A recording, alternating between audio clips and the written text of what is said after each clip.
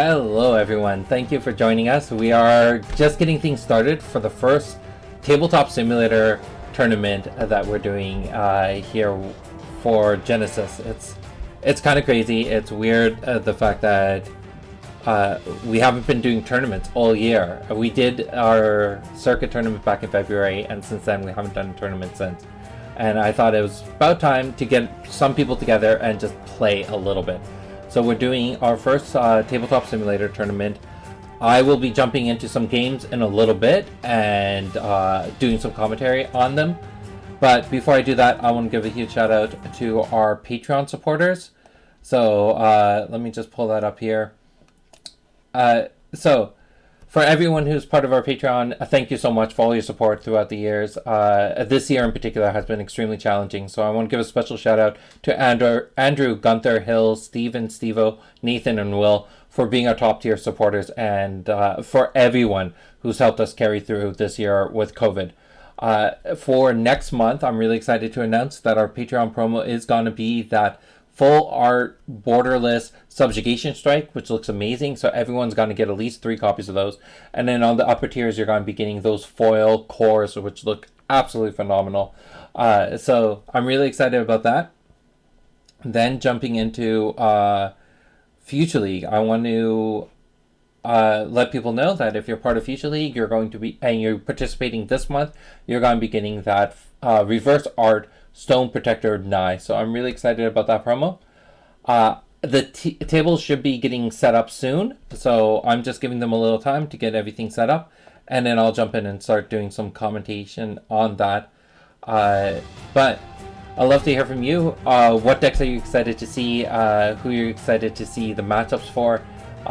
This is going to be a really cool tournament. I'm going to take my first stab at trying to do a commentating process with the tournament. I'm kind of new at this, so forgive me on how it sounds, but I'll do my best and we'll go from there. I'm going to take a bit of a break as I get things set up, and we'll be back into the game soon.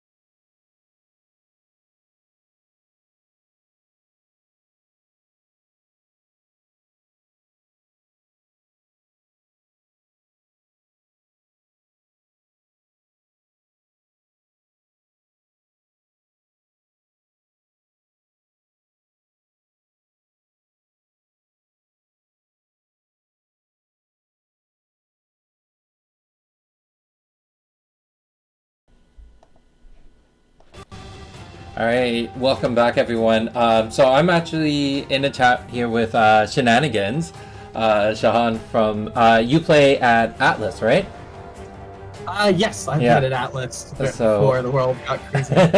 Yeah, and I thought instead of doing a commentating at first while Shahan's with us, I decided it'd be great to have a little bit of chat and talk a little bit about the game, and also get into a topic that I know for the both of us is a little controversial. So let me just first ask or set up the context here. How long have you been playing? And actually, let's first start. What other games have you played before Genesis?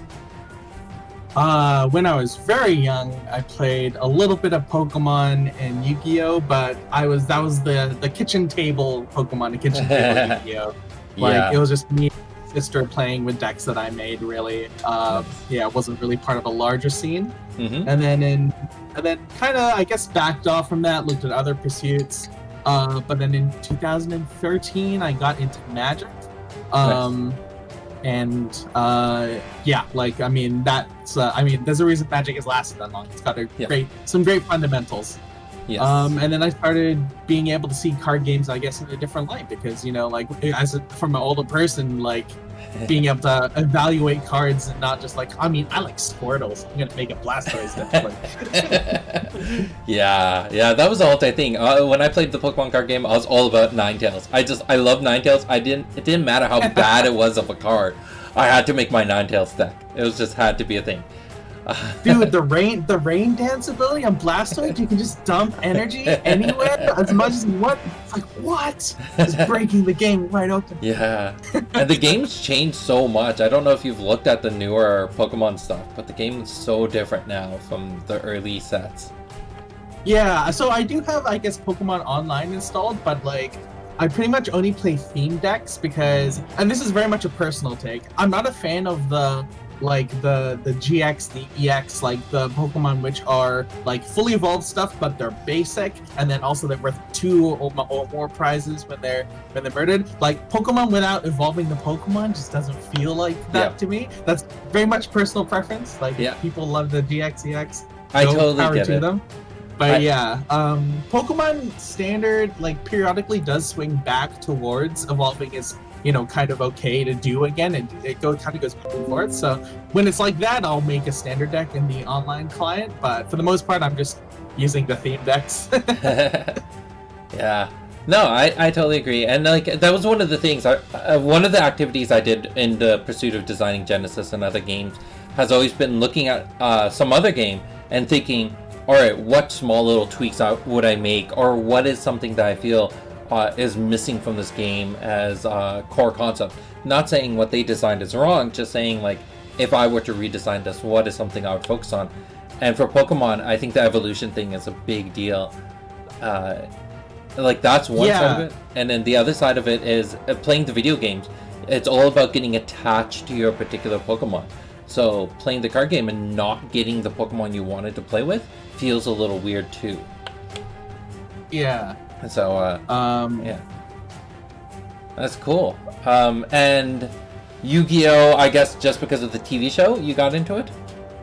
Yeah, it was just with the TV show. I never was into it a lot. I was never buying booster packs. It was that was mostly theme decks. Pokemon, I actually did buy booster packs as a kid. Yeah. But I wasn't in either of them for very long. So but Pokemon, I got out around Team Rocket was when I stopped playing, or it might have been the Gym Leader. I think was Team Rocket before or after when they did Gym Leader Pokemon. To be honest, I forget. I only played that first set, and that was it. I did not stick around for the second set. Actually, for the longest time, I didn't even know they had a second set. And wow, yeah. I went from playing Magic to Overpower, to Pokemon, back to Overpower, then to Yu-Gi-Oh, Magic, early Genesis Magic, and then a stream of different card games. And then it wasn't until I started getting into the design space that when I started selling at different stores, that I started looking at the newer Pokemon stuff. I was like, Yeah, this game's changed a lot. Yeah. One thing I would say Pokemon does really well is the promos. Like those GX cards, they look so nice. great. Like yeah, like they've really got the excitement really well for like cracking open one of those. Like they look so fantastic. Nice. All right, so let's jump into Genesis a little bit. What got you into the game? What was the thing about it that really appealed to you? Honestly, what's the colloquial term? The chessboard, the arena. Just adding that positional complexity, I guess, to. I mean, obviously, like as a Magic player, I'm thinking in terms of Magic, so it's like, but adding that positional aspect really upped the interest for me. Nice. I guess it's not a card game, but Duelist was I guess the closest analog. It was also on a similar, like I think it was a 5x9, it might be 7x9 board. No, it was 5x9. Yeah. But that was a PC game that unfortunately got bought by Konami and then killed because that's how Konami works. I apologize for all the Konami fans out there ragging on Konami. Anyway, that also had like a positional aspect, and I really loved that. And then I was seeing this in a card game, and it makes it really interesting. And then rotation as well is another aspect. So that was for me. Nice. Yeah, that's usually one of the things that really makes it a big deal for a lot of players because it's unique. It's different than most card games out there. So, yeah. Yeah, pushing a little bit into that board game space. Yes. But I think it's still a card game. Yeah, that's actually one of the things we talk a lot about in the back end when we're designing things is what are we identifying ourselves as and what are our strengths and weaknesses because of it. I'm glad that grabbed you in. All right, now I want to jump into the big topic. It's a bit controversial, so we gotta make sure we stay cordial about everything, but at the same time, I know I've heard your perspective from a lot of different stances, and I'll start off by saying I do get it, but let's set the tone here. So we're talking about forethoughts, we're talking about sideboarding in Genesis, and the current rules are set that you have a 15 card sideboard. I'm going to use sideboard because it's the Magic term, it's the term most players know, but in Genesis it's called forethoughts. So you have 15 cards that are set aside that are not part of your main deck. Those cards are bounded by chi at 75 points or less, and then between matches we have a system called lock and show. So both players decide which cards they want to swap between their main board, the main deck, and their side deck, and they'll lock those in face down. So they put them on the board face down, saying these are the cards I want to swap between. And then once both players have made that decision, they'll reveal those cards to their opponent to do a check and balance.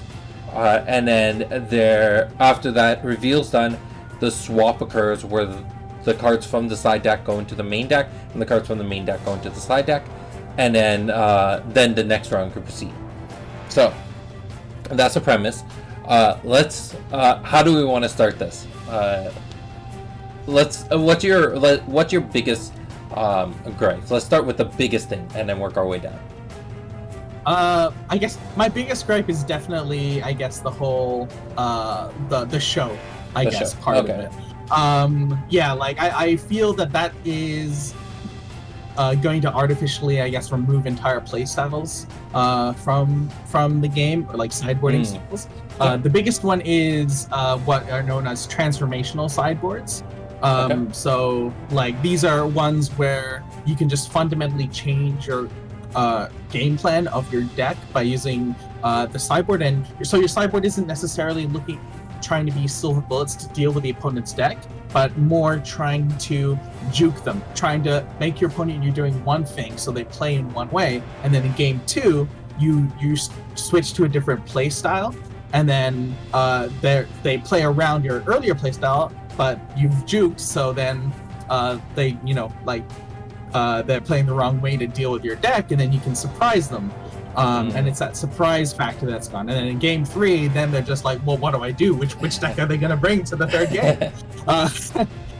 So yeah, that's a little bit of sadness, I guess, is that I feel that that entire aspect of transformational sideboards is going to be gone, and that's like a larger thing. But even on a smaller scale, like if you find this like really interesting card, which sometimes I've done this when playing Magic, like I've just found a card that like it may not be the most powerful one, but it's something that like if it's unexpected, it's hard to deal with, and then having that in my sideboard, and because of like the unexpectedness, when it does finally hit the battlefield, the opponent, like even if it's a single card, it kind of fundamentally changes the tempo of the game. Yeah.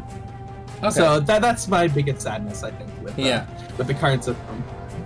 Now, from the other perspective, can you see any value add from the show perspective of it? Do you think that there's any value that's added from having that rule? I can't disagree that having the show rule does prevent some forms of cheating. Like that's definitional. That's found. Oh, sorry, we lost you for a second there. Hello? Hey, sorry about that. I realized I dragged. I was in the middle of a conversation. I didn't mean to do that. Sorry. I'm gonna send you back. All right. Sorry, Lionel dragged me away for some reason. Okay. Alright. So lost you for a second there. You said it was that it is fundamental, like it does prevent some forms of cheating. Yes, so it does prevent some forms of cheating, but I do feel that like as a starting point, I don't think we need to construct the rules from that like a place of fear, and then go from there. I think starting in a more general spot and then moving forward would be better. Sorry, someone's coming. Oh. Sorry about that. Let me just pause the conversation on the live stream here.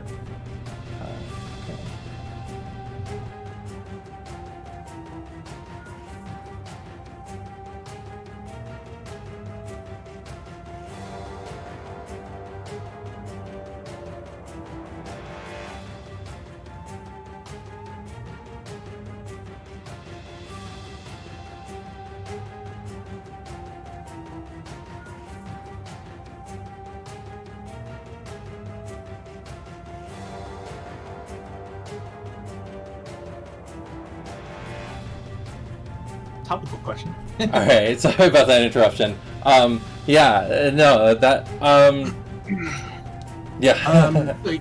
So we were talking about, I guess, the pros of the current system. So I can't deny that it does do something like that, but I feel like, for example, one of the aspects of Lock and Show is that you're worried about, the Kai being inflated or lowered, who knows, probably inflated for the deck after it's presented. And that's something you can't really tell by looking at a deck. But like fundamentally, that's it is different, but like if someone presented me a 59 or 58 or 57, probably even 55 card deck in Magic as opposed to the 60, I do not think I would ever notice that. But that's just something we worry about in constructed play.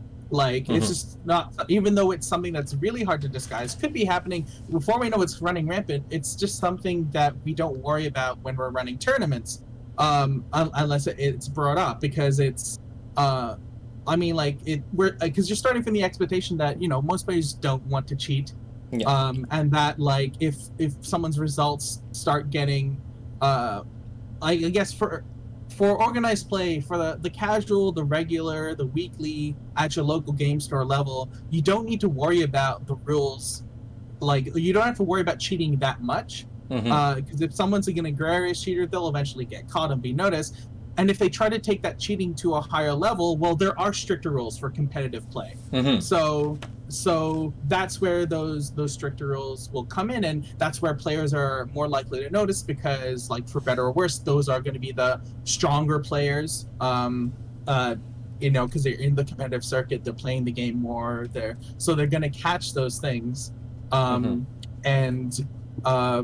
like there's a couple of other rules, like for example, like in Magic, you're not allowed in your deck box at a competitive level. You're not allowed to have extra cards that are just like not part of the deck.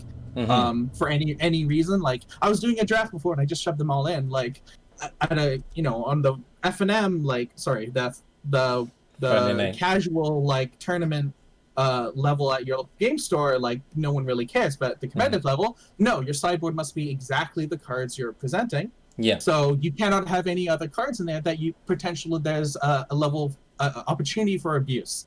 So like yeah, like you can kind of let the worrying about cheating go to the higher levels of tournament. You don't need to bring it all the way down, like have the huge rigor all the way down at the weekly event level. Like if the lock and show, I think because sideboarding happens in every game, like you do need to have consistent rules, I guess, for that. But I think there would be other ways to deal with that. Like I was just brainstorming the other night, and if at a competitive level, you could make it a rule that upon a match conclusion, the winning player is not allowed to pick up their deck or their sideboard or anything until they call a judge, and then the judge can walk by and say, no, you're fine, pack up, or they can on their own volition do a spot check of the deck and the sideboard. And so like the winning player must always like allow that their like the game, like the last game of the match which they win, like their deck might get checked. So then like if they won game 1, well, they can't cheat and mess up their deck with a higher high count going to game 2. And like yeah, like because you're always like it's always the last match that you're gonna win, so it's always gonna be after sideboarding. So like that's one, like not saying that that's a fix to everything, but that's just like one idea I came up with to kind of get rid of the lock and show, but still have the opportunity for a check of the deck to make sure that the sideboard needs to be done right. So yeah, like that's one example. I also like personally, I just wouldn't be worried. Like if someone really wants to cheat that bad at my weekly tournament at my game store, like I'm not really going to be worried because I'll like players will always have the opportunity to be like, judge, I think something's funny going on. Could you just do a quick check?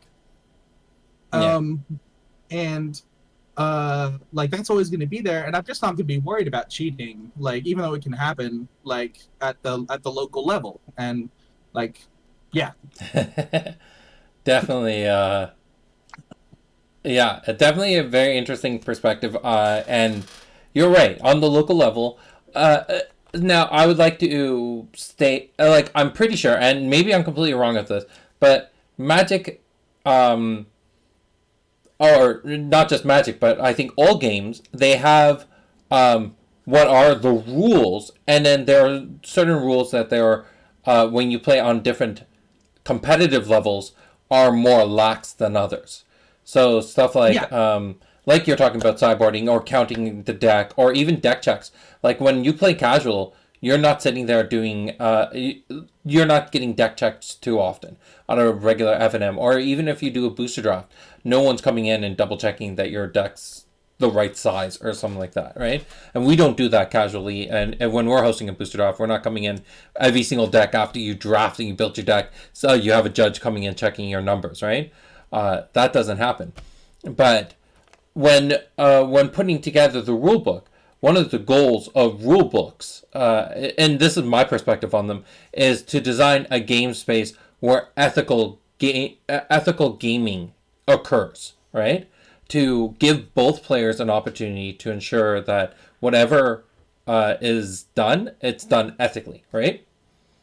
Sure. And so my perspective, especially when it comes to the lock and show, is where a game like Magic, there are rules. People may not use it all the time, but there are rules that allow you to make sure that your opponent's playing ethically, right?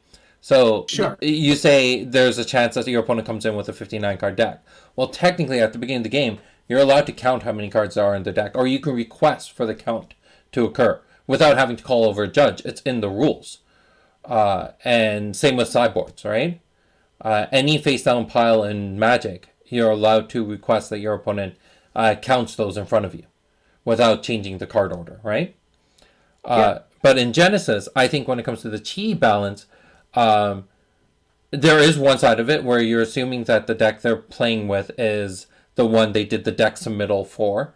Assuming that they're playing with the deck that they that was authenticated at the beginning of the game, there's no way between matches to assume that the chi count is staying valid. Like, there's no way for you as a player to check the efficacy of your opponent.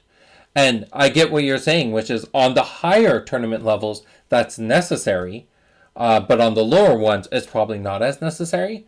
And that could just be a thing that's done on local levels where it says, we're not going to do the lock and show. And how much of the company can we do to enforce that? Not a whole lot, right? It comes down to what the play group wants to do, right? Yeah, but I mean, it's interesting you bring that up because that is actually one of the biggest problems with lock and show as it currently stands, is in that if someone's bringing an illegal deck to their weekly tournament, like they always start with 300 Kai in their deck, lock and show doesn't do anything to deal with that. Like that will always go under the radar. Yeah. Because fundamentally, lock and show is only ever going to confirm a delta. It's only going to confirm a difference. Yes. Between the states, but it never addresses the original state of the deck. So, so someone can lock and show a valid swap for their forethoughts, and they'll still have an illegal deck because their deck was illegal to start with, and there is no way for you to check that under the current forethoughting procedure, which is for me that's a reason to not use lock and show, because I feel it's not accomplishing its primary purpose, which is confirming that the deck is legal. At no point can you say in the lock and show process can you point at your opponent's deck and say, I know 100% that deck is legal. Yes, but on the other hand, in a tournament like the one we're watching right now, all these players submitted their decks ahead of time, right? And yes, there's a chance that the deck that they submitted to me is not the one they're playing with, and that's something that that's just part of the issue with tabletop as well, is that we can't confirm that in any way. But assuming that we in the championship, for example, we had it that everyone who played submitted their deck list, and we checked them ahead of time, and we also tried our best to not let players swap cards during the tournament itself. So sure. If we can assume that the deck list that they submit at the beginning is valid and that they're playing with that same deck list, then the lock and show does work, does it not? Yes, it does, but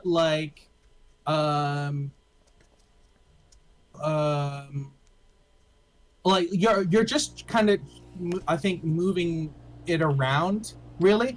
For example, if we're going up to the competitive level in Magic, that's where you start having to submit your deck list before every event, and then furthermore than that, even in Limited, you must reset your deck to whatever you submitted, even if you figure out later on, I should have built my main deck a bit different. No, sorry, whatever you submitted, it has to go back to that shape. So, I guess Magic deals with some of the similar issues as Genesis by having a secret deck submission, but then having random the possibility of random judge checks of decks. So I believe this is still the rule in competitive Magic, 10% of the decks every round must be checked. So if you got a 20 person tournament or less, realistically, because you're always going to check one pair, that means one pair round must be checked. So yeah, at 20 players, that's just one pairing, though it can be more, and that's the minimum. Most of the time, judges will choose, if there's 4 judges, then they'll check two pairings. And the random checks are what allow for that fixing. I would rather Genesis, I guess, for its forethought, start in a easier place and then move forward from there, rather than, I guess, having starting with the assumption. Maybe assumption's too strong a word, but starting with everyone could be cheating, so we have to have like this rigor all the way. I'd rather start a more flexible spot and move from there, rather than start at start at the vault door. Like let's work up to what the level of security we feel are needed for tournaments, rather than start at the most secure, because we can't abide it happening. Like cheating can happen, like sleight of hand, all this stuff, like right, like there's lots of opportunities. And plenty of players get very high in the tournament circuit before they get stopped. Like that, one of the funny things is about like lots of cheaters get caught when they're on feature, because cheaters can't help themselves, and the stuff they've been doing to get that far, they'll just like even though there's a literal camera pointing at their hands while they're shuffling their deck or their opponent's deck, they'll still do the same thing. Yeah. and 200 people on the internet are watching them and like, hey, what was that? Hey, how come he keeps on moving lands to the bottom every time he shuffles the deck there? What's going on? So like, yeah, I would think I'd rather start in a more lax position and work our way up to what's necessary. And if it needs to be lock and show in the end, then I'll concede that. But I worry that starting with lock and show constrains some deck design and constrains some sideboard design as well. Like if there's a card that no one would think of, but it does counter your opponent's deck, but you figured it out and you put it in, like into your forethoughts, well, the moment you go to lock and show, all that information is revealed, and because what's it called? I think definitely with Genesis and the positional play, players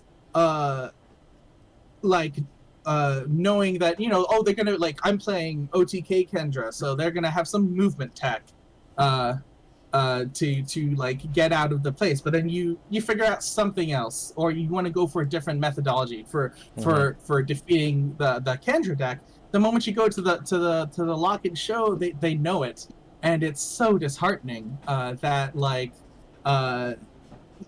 revealed, because it will homogenize sideboards. It will be like, because like when the information's always open, like there's going to be a best card for dealing with the opponent's strategy when they know what cards you're bringing in. There's always there will be a definitive, this is the one you should bring in, and then like that's going to be the one that's in sideboards, and then all these interesting cards, which I'm sure you guys make as alternate ways to deal with these strategies, like it's just going to get only the best one will be the one that's played in the forethoughts, and that's so sad. Right? I guess. Yeah. I don't know. Sorry. Go ahead. So I don't disagree with you, but I also come from a different perspective where I know you started playing after Welcome to JLR had come out, between Welcome to JLR and Raise. So you weren't there in the early days of beta when one of the most heavily played cards was Mind Reading. And the challenge there was just the fact that your opponent always knew what your tricks were up your sleeve, that you had to learn how to play a little bit differently. And one of my biggest, some of my biggest wins were against the fact that I could bluff my opponent by causing analysis paralysis, or by causing them to just second guess themselves because they know the information. So I'm not saying it works for everyone, but it is definitely a strategy I've used time and time again. Where I can understand that, but I do think that's just fundamentally, like, that analysis paralysis is definitely one that stems from your opponent's inexperience. Like, if you asked any Magic player if they would prefer if they could see the sideboarding that the opponent's doing and they would also reveal it, they would say 100% no, because, like, while knowing what knowing what tech that your opponent is choosing to use to disable you, the stream is oh no, it's fine. The stream was hanging for me. I'm watching the stream as we do this. But sorry, yeah, like that decision paralysis is very much, and that bluffing is either inexperience on your opponent's part, or just fundamentally, like, you will get to a point where you as a player you have to choose what you can play around and what you can't play around. If we're getting to the highest levels of the tournament, and knowing exactly what your opponent has brought in to deal with you, it is definitely an advantage. And like, yes, it can feel like there's mind games for that whole like, now they know what I have, so but they don't know I have it in hand, so do they play around it or not? And they played around it. Well, like, it's maybe either the opponent had to play around it, because if you had it, then their entire plan would get fizzle, and they shouldn't have played around it, because, you know, like, they should have crunched the numbers. And that is something that's going to impact, I guess, inexperienced players more than experienced players. Like, the experienced players are going to know what they can and can't play around, and you having revealed your forethoughts is 100%, like, there's no doubt in my mind that is an advantage to your opponent, because like, the experienced players will know if they should play around something and then do it or not, and then knowing exactly what they have to play around just makes the paralysis easier for them, because there's less they need to deal with. Okay. Well, I should probably get back to, like, announcing to the team the games and seeing how the things are going, but I love this conversation, and I can see, like, it's great having this direct one-on-one, because hearing directly from you, I know we've had this conversation in the past, but when it comes to chat, it's always hard to express, like, tone is really hard to convey in chats, and yes. getting the 100%. Right message across is hard. I'm not a fan of chat for controversial topics at all. Yeah. But well, while I'm here and before you go, if I can just throw out a couple of things. Sure. Because Genesis is its own game. So I was actually wondering, like, I literally thought of this last night, so maybe there's reasons for it. But I was actually thinking, is there a reason that forethoughts at all need to be limited by the, like, card number? Like, what if you just say a Kai amount? Like, your forethoughts can be a max of this much Kai. Like, that's a thing that I thought of last night. Not as a solution to anything, but just like when I'm just thinking about the fundamental, like, what are the fundamental assumptions of forethoughts, and, like, are there other ways to do it? I just kind of thought of that. So that was definitely one of the things that I mentioned in that chat with Alex on Tuesday, which was the way we're approaching forethoughts. I know that this isn't our final solution, and that there's going to be a lot more iterations on it. But I also don't believe that testing in boxes, like casual play, is the right way to test it. There has to be some sort of stake at it for you to seriously consider how to approach designing your forethought and when to use it. So that's why I was like, okay, let's host a tournament and use this as a testing platform. So that's what this tournament is for. And the next tournament, we might iterate on the rules, or we might make small tweaks or try something different, right? Yeah. I will say that my biggest worry about that design process, not saying that is wrong, because I think, 100%, you want to be testing the thing that you're worried about.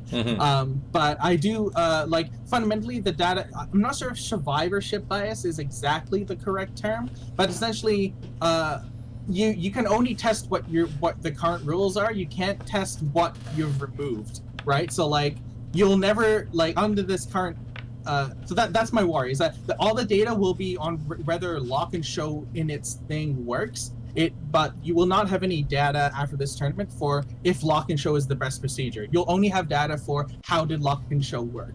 So that is my one concern, but, like, you know, it is what it is, and, like, you have to test things, like, 100%. Running a tournament with the forethoughts is obvious move you have to make. So like, it's not saying that we shouldn't be doing that. I was gonna say, like, isn't that the inherent issue with all testing, is that you can only test what you have and you can't test what you don't have?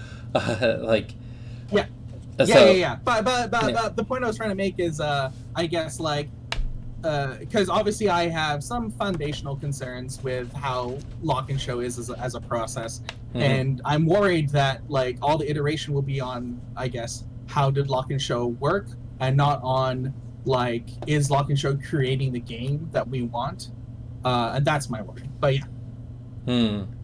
Yeah, and uh, that's gonna be an ongoing conversation. I honestly think it's gonna take.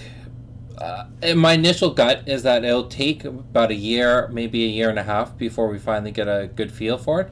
But I want to have a reasonable feel for it before the championship, the next championship. Yeah, no, makes sense. And honestly, now is a good with the world the way it is. Now's a good time to take your time and figure things out slow. So Yes. like, yeah, like I like for all the disagreements that I am professing and like again tone and chat. Oh my gosh, I do have faith that Genesis will like consider things like give everything its consideration, Yeah. or Hanukkah Gaming, I should say. But so I'm not worried, but you know, like I must be Yeah. vocal and get my No, voice heard. that's fair. I think one of the big things we're looking at is right now we're using the sideboard method, and it's just one idea that's on the plate. Actually, we're looking at how do other games do it. I've been thinking about how does basketball do it. When you think of you have a certain amount of people who are playing on the field and some people that are sitting on the bench, that's a concept of sideboarding in a way. How does a game like Warhammer deal with it, or other war gamings, right? What are other games that deal with this sideboard concept? Because Oh yeah, like do you know Legends of Runeterra? So that's an online CCG. I've heard of it. Do you know their method? Do you know their method for sideboarding? No. It's kind of crazy. So all their matches are are I'm not sure if best of three is the no, it's not best of three. It's first to three wins are all their constructed matches. You bring three decks. Before the first, so you don't see the opponent's deck, but you see, I guess in the Genesis analog, you see the champions they're using with each deck. And then, so for game one, both players ban one of the opposing deck, and then they must choose from one of the two remaining decks to play the best of three. And then every time you win with a deck, it's removed from your roster. So basically, like the filtering that down into what it means is you must win with all three of your decks, and then you've won the match. And then it starts off with a little bit of a mini game of like you can stop them for one round of playing one deck. So then there's a little meta game of like, you know, if you identify that's probably a control deck, that's probably an aggro deck, that's probably a mid-range deck, is like, and like you brought two aggros in the mid-range, so like so probably you ban their mid-range deck because you think my aggro, and then versus their control, and then they'll probably ban one of your aggro decks for the, and it's you get a whole metagame of all that. But that was like completely different sideboarding option. I don't recommend that for Genesis, by the way, because that means people have to bring three decks for every tournament. So not suggesting that, but it was like going completely perpendicular to everyone else, and I thought that was really interesting. So yeah, I know that there's a lot of ideas I want to explore, and I'd love to continue this chat, but I gotta get back to doing some announcements. So we will talk again another day. Thank you for that, and I hope everyone who's watching enjoyed it. Thank you for the invite. All right, talk to you later. Talk to you. Bye.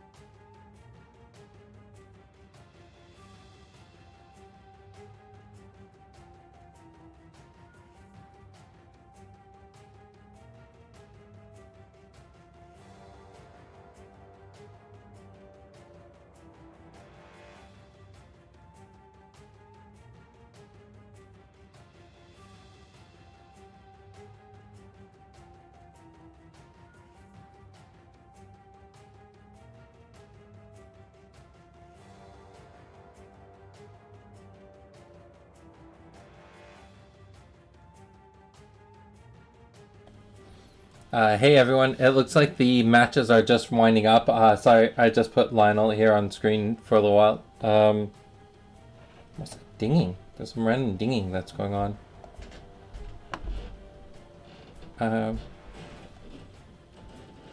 It's weird. Anyways, so like I was saying, we're just wrapping up this round, and then we'll go into next round soon.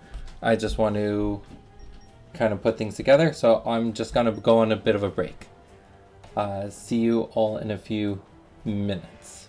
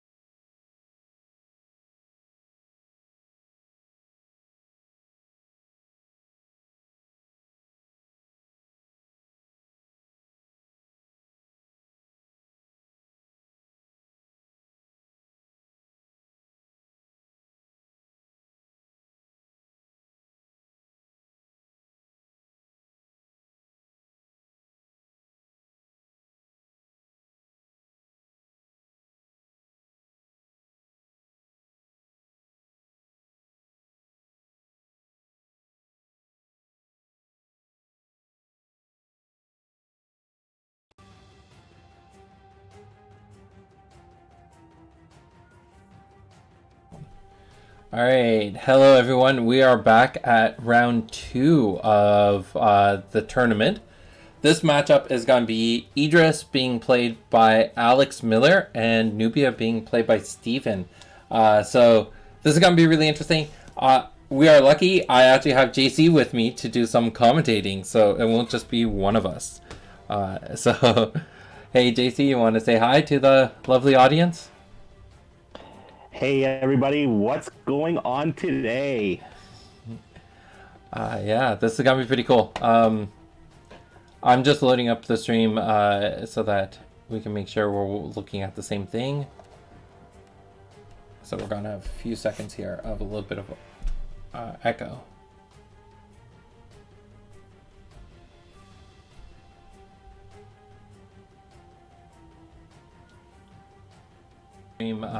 So that we can. There we go. Nope. Make sure we'll keep that going. And then, all right. So just to make sure we're at a point, Idris and Nubia have just started. Idris made her first step forward. We're at the same point. You're watching it with me. Yeah, I just watched that super aggressive move up and a Baruch right to the face. What a brutal start. That's so intense. Like. I don't know, like hitting someone directly in the face is such a challenging thing to do right off the bat, right? Because you know that they're going to have the resources to manage a lot of that. Especially when there's a subjugation strike sitting there. Yeah, substrikes are crazy good. I remember I was actually with Steven talking about designing this deck, and I was actually telling him to not put in the substrikes, and I'm happy he did listen to me in that particular moment. Ooh, Malicious Persuasion. Yeah, such a great card to get a summon out of a bad situation. Yeah. I don't know how many times I've seen it save you. Yeah, I love the card. It's definitely one of my all-time favorite Chaos cards right there.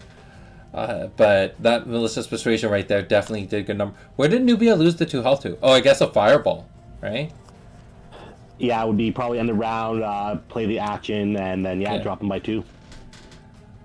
Now, that Hegemon hitting the table right there, Hegemons are just so powerful. And this idea of dropping them behind you, it's the idea of, let's put the summon behind you, and if it doesn't have a target to drain, just drain off of the champion. Because if those Hegemons can live long enough, they become such a devastating threat. Any summon with a high HP becomes a massive threat at the end of the day. Yeah. Is my gray hand thing irritating? Should I take that off screen? I'll take that off screen. Maybe just put it to the side. Excuse me. Yeah, we got the double Hegemon threat. Every time I say Hegemon, I always think it's some sort of Digimon. we didn't infringe on any copyrights on that, did we? No, we're good. However, we still have that Baruch, and that Baruch's going right in on that champion, so that's going to be pretty rough right now. I'm actually really surprised that he's deciding to go after the champions instead of trying to whittle down the Hegemon threat. Because I guess it's just going for speed here, right? Yeah, the Baruch hitting for 4, and you gotta remember, Nubia only has 20 health, so after 5 shots from that Baruch on its own, she will be kind of in a bad state. Yeah. It's interesting to go with Nubia first here in this turn. I would have thought to go with the Hegemons to at least like ensure that. Oh, that's why. The Guardian of Balance. So the cool thing about the Guardian of Balance and the Hegemon, the Day of Peace does not stop the Hegemon from doing the life drain ability. Yeah, because the Guardian of Balance only stops damage, and life draining is not causes of damage. No, it's not. Yeah. No, that's definitely a good play. I like this combo. I really love the Guardian Balance Hegemon combo altogether. It's so well done. And we see Idris now trying to take a different position, trying to distance herself, especially with her not being able to do damage this round. Yeah, and the double move means that she's not doing the fireball either, right? Like, she's totally on the defensive, which is an interesting change compared to, like, the very beginning running in and just, what was it, leap, Baruch, and then just like keep putting the pressure on at the beginning. Now all of a sudden Idris is on the run, and that's what you want to see when your opponent's playing aggressive like that. Yeah, with Idris, the good thing with Idris, she does have the 23 health in that. But she's not Malik, where that extra 7 health can really make a difference in whether or not you can stay in combat a little longer. Yeah. Yeah, like Malik. And then the other side of Malik is he has a built-in way of just like dishing out so much damage to these hegemons. Yeah, if he can position himself in with a leap or a jump or some other move ability and get off his action, yeah, it is 4 damage and it is still quite devastating. But I see a meteorite hitting the board right now. Do you? I haven't got to the meteorite yet. I just see Idris taking the one step back. But yeah. It's interesting because we're both watching off of the live stream, so there's a bit of a lag. But yeah, that meteorite definitely changes things. That's so much value add right there. And a second meteorite. Did I jump the gun a little bit there? Meteorites is so good. It certainly puts Idris back into a better position, eh? Yeah.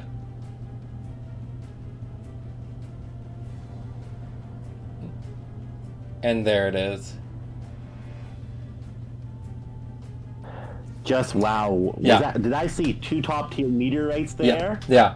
That's hitting the table for so much damage. Like, that just decimated the board. What did he do? He did the meteorite, followed with the Brooks attack for 4, so that's 9. The second meteorite, that's 14. So we're talking about like earlier fireballs and the Brooks first attack, and a fireball from earlier. So we were seeing Baruch. We've probably seen Guardians of Balance came down, Baruch responding. We had a fireball on the prior turn, and then 2 top tier meteorites. Yeah, finishes the game very quickly. Yeah, that's the thing. Nubia is so exposed to a card like Meteorite. Like, I think it's one of her biggest threats. She has no way to really deal with that, and she doesn't have the health to sustain them. Idris is just sitting. That 3 points of difference was enough, right? You gotta remember as well, Nubia really heavily relies on her aura in a lot of her decks. If you can always run her aura right down to nothing, she's now at the point where she's using energy, and at that point in the game, if you're getting that far, she won't have much energy left to use. Yeah, she's struggling. She's definitely struggling. So now it looks like they're doing some forethought sideboarding stuff. Have you experienced any of the forethoughts testing? Not myself. I know it's been part of our discussions not where to get sideboarding into the game, and it kind of being needed just for the fact that it allows a lot of these smaller 3 and 4 cheat cards to begin shining in that themselves. Not so much effects on your 5, 6, 7 cheat slots, but definitely those 3s and 4s that can really be the techie ones that turn a game. Yeah. Yeah, I agree. Like, I think sideboarding, a concept of sideboarding definitely should exist in this game, especially with all the different decks, so many different nuances in the deck designs now. And there's so many little things you got to try to catch with the cards you're playing. So having a good idea of what you're going to be sideboarding. So what is, it looks like Nubia is taking out some Guardian Balances. Let me see if I can look over here. Taking out the Guardian of Balances and putting in Bolt Shots in return. And taking out Shutdowns and putting in Arcane Shields. That's going to make a huge difference. The Arcane Shields will help against the Meteorites. The Bolt Shots give her a little bit more speed and completely changes the style of her deck. I'm already liking where this is going in that on the sideboarding. Yeah, I think that's going to help quite a bit. Sorry, I'm a little bit ahead because I also get to see the direct game. That's fair, but I did see the Arcane Shields. I see the Bolt Shots coming in, and I'm already liking a bit of what the Forethoughts is doing, because now we're at a point where in between the first and second round, the player's now seeing these Arcane Shields. If he didn't take out his Meteorites, like, well, I might potentially have a dead card. And when we get into the third round, we now have to read further ahead to say, Is he going to keep the arcane shields in, or did something happen that game that he wants to do another change to player? So here's that forethought. The actual lock process coming in, where he's putting them on the table, locking those into place, and then now we got Idris revealing. So I don't know which side. Is she pulling out meteorites for more Brooks, or pulling out Brooks for more meteorites?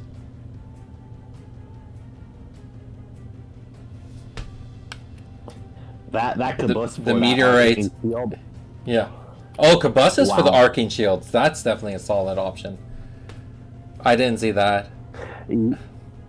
Yeah. Just dropping the Cabussus and that, they're not going to do anything in this game. No. Idris is going to fireball them, or you're going to try to fodder them somewhere. Yeah. And the fact that Idris is now running more meteorites, like taking out the Brooks for more meteorites, that's definitely going to change things up.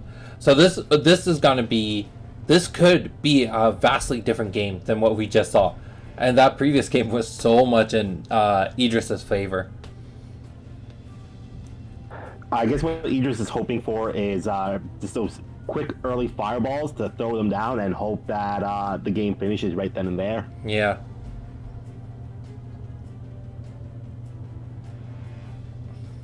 I think he messed up when putting his deck back together. So he's just kind of going through the same swap that he had before. Oh, and just getting Alex for some help. Yeah, I think the sideboarding system is interesting. There's definitely some changes that need to be done, but I like the fact that we're finally going through the process of implementing them and testing it, especially as we gear up towards 2021 championship. That's going to be such a crazy event. Especially since now we got, hopefully, the borders open up and we can get some U.S. stores, like the players in the States coming to play. That would be really, really cool. Well, I said when it comes to the sideboarding, I'm just looking at, again, I'm looking at my uncut sheet. I'm like, hey, what is it going to do? Cards like Shutdown, cards like Diabolic Roar now get more of a chance to shine potentially in the game, just because you might sideboard them in that to get an advantage somewhere in the game. Mm-hmm. Alright, so I'm gonna jump into the other channels, but I'm gonna leave you, you can still chat to the community, but I'm gonna mute myself, okay? Sounds like a plan.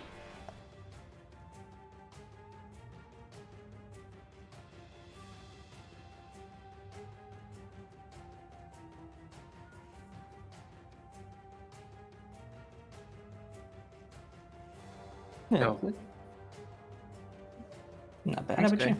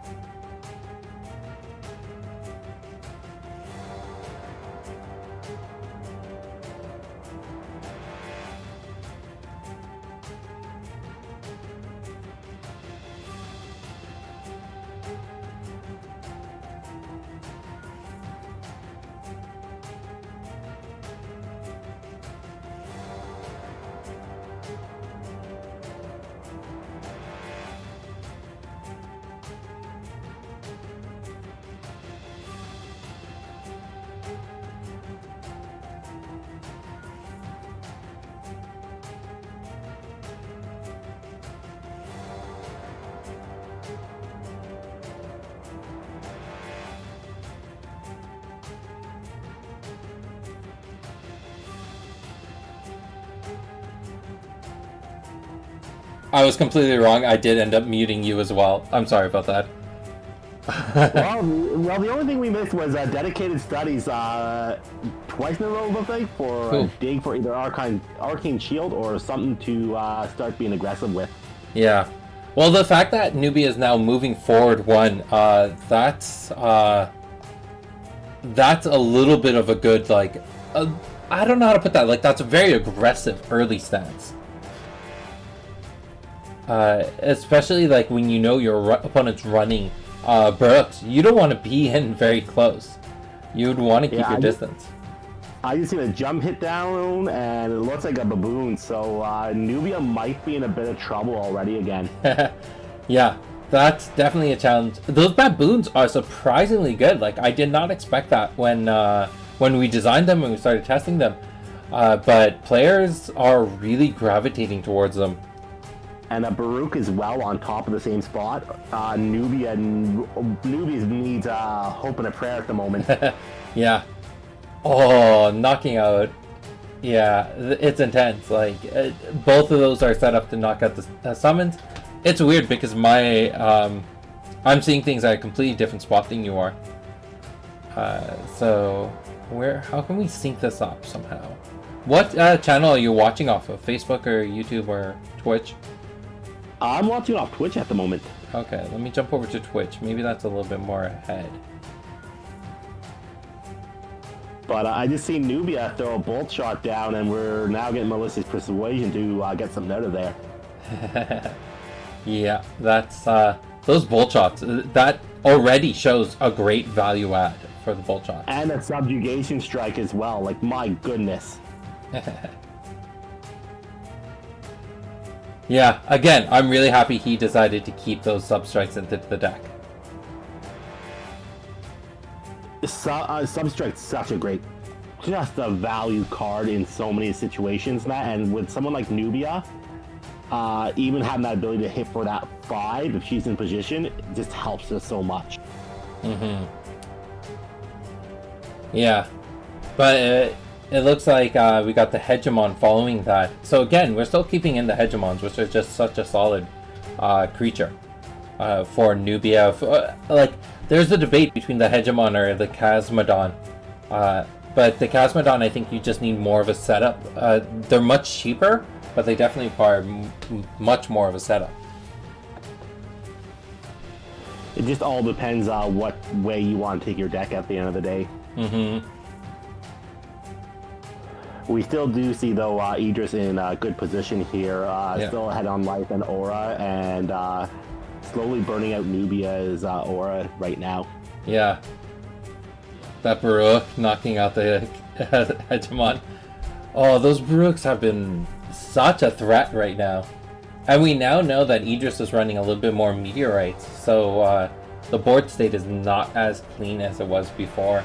Well, I mean, in the regards of, like, whatever Nubia does, Idris can just start wiping things out like crazy. So I've seen the rotation there, and there's a bolt shot on the Baruch. Now, I'm a little bit concerned about going in for the bolt shot to the side. I probably would have done that from the front. It gives you a little bit more distance. It sets you up to be more in line with your opponent's line of sight.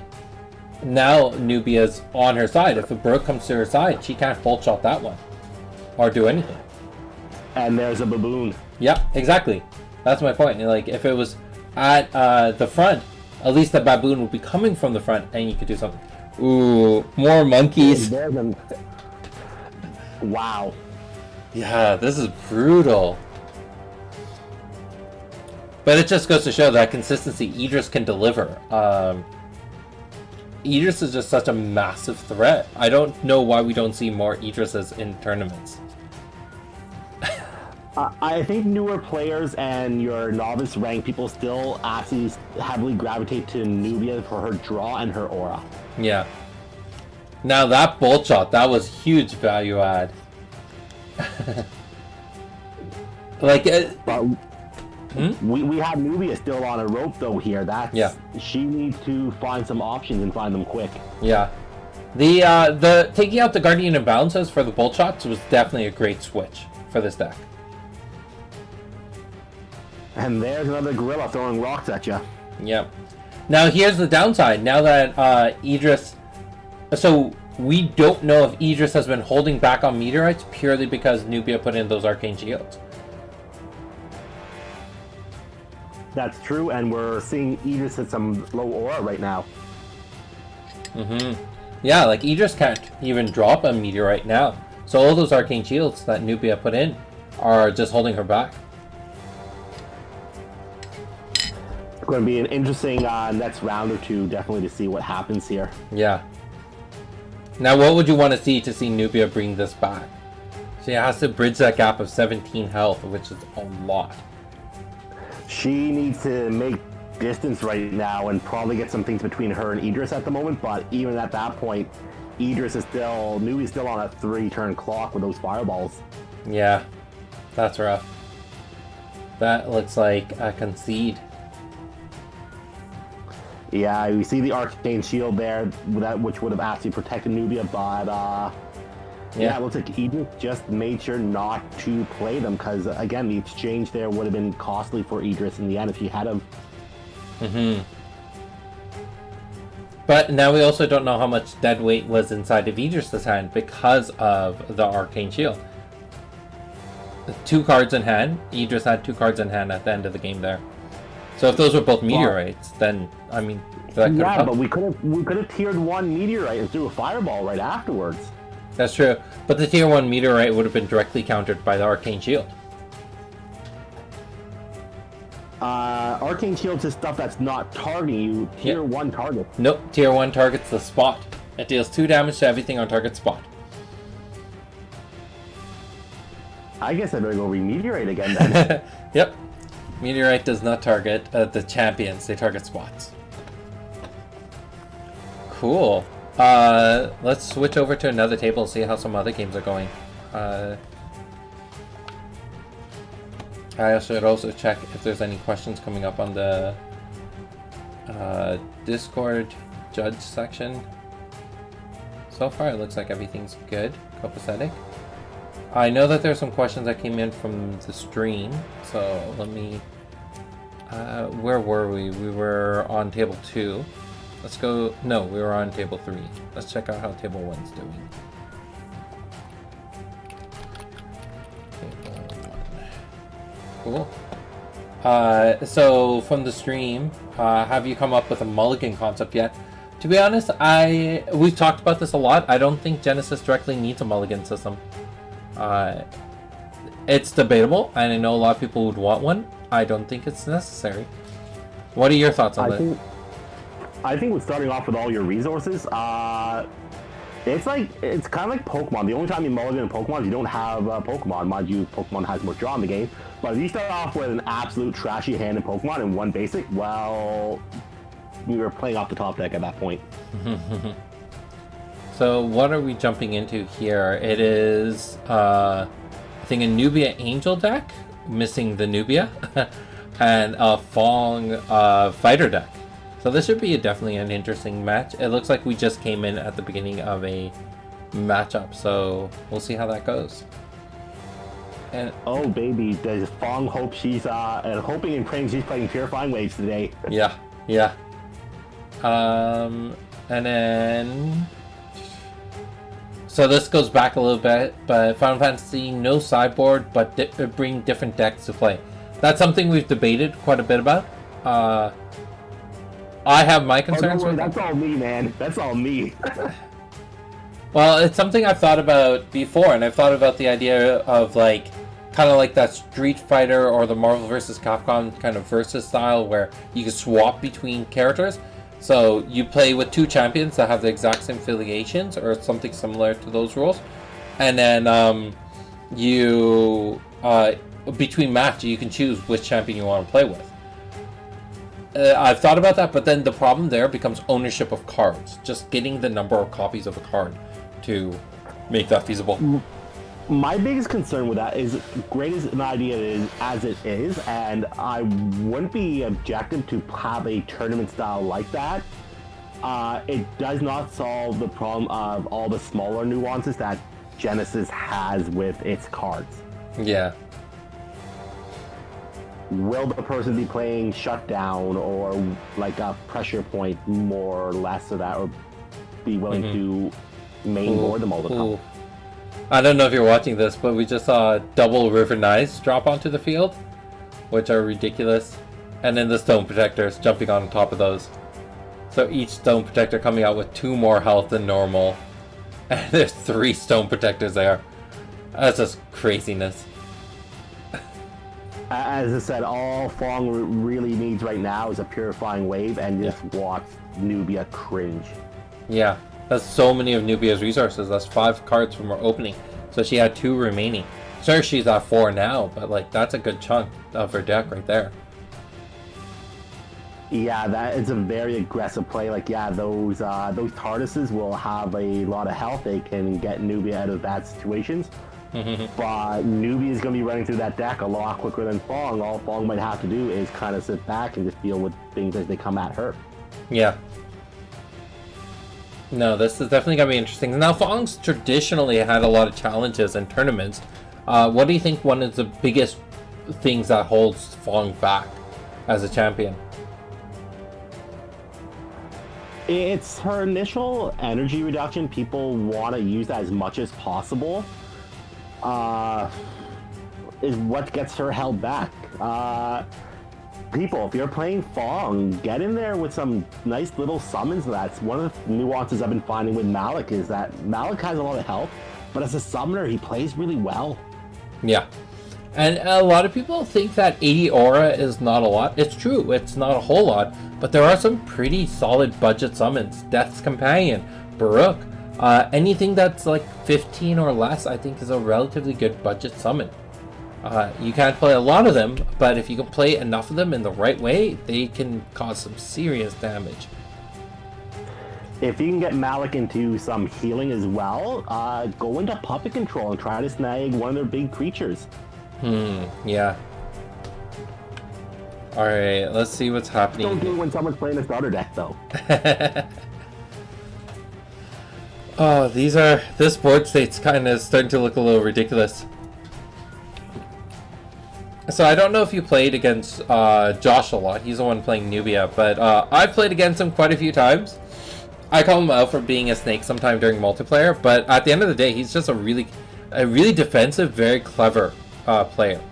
So this idea of, like, he dropped the 3 stone protectors, and he used one to grab another one, brought them both to Nubia. So he has an exerted one, unexerted one, grabs the unexerted one and Nubia and brings them back to River 9. So it's this absurd process of having this what do you call it, like multiple TARDISes. It's just so much he can do with it. So then does Fong just hold on to a few decoy rabbits, go hide in the corner and wait for Nubia to come to her? Honestly, it's really challenging at that point. These summons are more or less like indestructible. It's really, really hard to knock out any of these stone protectors at this point. But like, what are you waiting for? Eventually, Nubia is at a health engine at this point, and you're going to be, you know that she's going to be dropping something big, and that thing's just going to gain a bunch of life. Like, it could be a angel, it could be a hegemon, it could be what else are really big things? Guardian Balances even. Guardian Balances and Stone Protectors are a devastating combo. I would be just at the point waiting for Nubia to deck herself. If we look at the numbers, going in 5 cards to start, we're down to already 45. We only need 22 rounds, and if she's going to spend most of them healing, why not just see if we can get into decoy rabbits and just defensive cards as much as possible and hope that she runs herself out? It's an option. Like, sometimes you just need to play the waiting game against Nubia. But the fear there is that Nubia eventually draws into her major threat. And then what are you gonna do? Purifying Wave all day long. Yeah. I'm really hoping that Fong brought in some Purifying Waves for this matchup. If she didn't, then she is hurting right now. Yeah, at this moment, it's probably one of her best options to get away from everything. Yeah. Like, there's nothing that Brooke can do. It attacks that Stone Protector, it relocates. Goes after Nubia, relocate. Like, there's just so little things you can do here. The only things you can really attack and not have them disappear are those River Knights that are sitting underneath there. At that point, is it really worth attacking them? You'll lose a creature. You're probably better off using a creature as hopefully basically a meat shield at this point. Yeah. This is such a challenging matchup. I know every game I played against Josh, I've always struggled pretty dramatically. He always does these little tricks. I was playing against a deck, one of his decks, and he He was just running a bunch of walls and Guardian Balances, and just locked me in turn 1, and then got a Guardian Balance at the right angle, and just kept on hitting me for 5. He always comes up with these really, really clever type of deck styles. But that's what we want to see in Genesis as well. I think we should have the techie decks. We should have the, decks that combo off into killing you a few rounds in out of nowhere. It really does show off the depth and how far you can take the game when you are constructing. Yeah. No, I definitely see Josh's decks are the ones that push those boundaries a lot more. Yeah, this is a very, very different game than what we saw against that Nubia, the Nubia versus the Idris. So if you're playing Fong Sid, what are you hoping for in this moment, or what are you planning to do in this entirety? So the thing is, you can't wait for the moment that he slips up. He has enough stone protectors, enough life, and enough, more or less enough time. I think the biggest thing you want to look for is you want to be far enough away. You need 3 things in combination. You need to be a decent distance away, you need a Purifying Wave, and a Mythical Protection. Because the fact that he's playing Nubia, there's a really good chance that if you try playing Purifying Wave, he's going to grab one of his Stone Protectors, come up close to you, and Cognitive Restrict you. And you need that Mythical Protection to stop you against that Cog Restrict. But then, yeah, that's the only thing I can think of. That's a very good point. With the way the TARDISes are working right now, Cog Restrict, it's got to be sitting somewhere in that hand by now. Yeah. The Cog Restrict is... and that's the one thing that's going to hurt Fong the most. Because since she's drawing at a slower rate than Nubia, she's just going to get one of those answers. And the moment she gets it, Nubia is going to have the answer to her answer. So she's in a really tough situation. I think the biggest thing is she needed to be faster earlier in the game. And it's really hard being faster that early in the game. Yeah. This is a rough one. I don't know. I don't know what I'd do in this situation. I'm also not a big Fong player. I would be, again, hoping for, like, a Purifying Wave, 2 or 3 of them. My hand just starts spamming. Sorry, I just saw a few seconds ahead. This is a rough move. Just wait for it. Just wait for it. So he plays the Brook in response to the beckon. He grabs the Stone Protector and teleports Fong away. Like, this is the other thing about Stone Protectors. They're great defensively, but they're really great at just messing up your opponent's strategy. Oh, you got the backflip to get you out of the that situation. But just barely. Just barely. Now, this is a nice moment because the Stone Protectors went for a reach there. They did something that they probably shouldn't have because he thought he was being clever. Fong got the counter to that, and now it gives the opportunity for Burke here to do something interesting. And if Fong has something in her hand to work on that, like she still has the built-in 2, and then if she can do a left hook or something to just finish off that Stone Protector, she could have taken some advantage right there. Like, I would have even considered in that exact moment to play a bolt shot to knock out both Stone Protectors before the relocate happens. And yeah, let my Brooke take the fall. Yeah, those Stone Protectors are just absolutely crazy right now. Yeah. The ability to protect yourself, but also to, if your opponent's getting too close, to kind of blink them away is insane. Yeah. It is intense.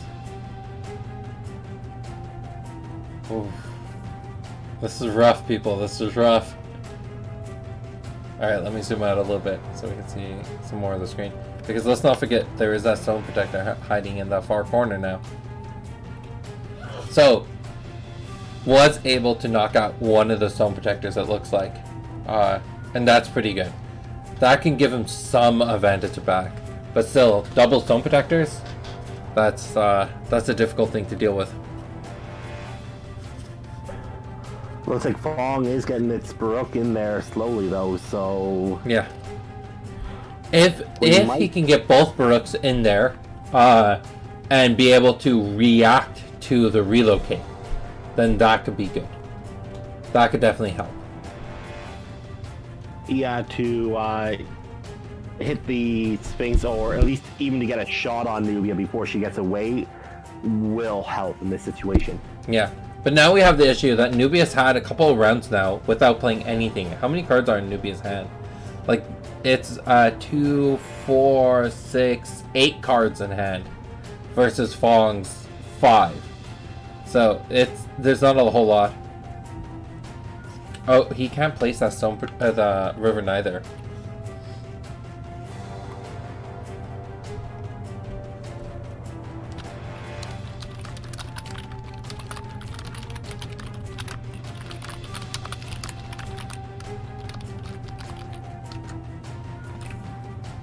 I'm hoping that message gets through.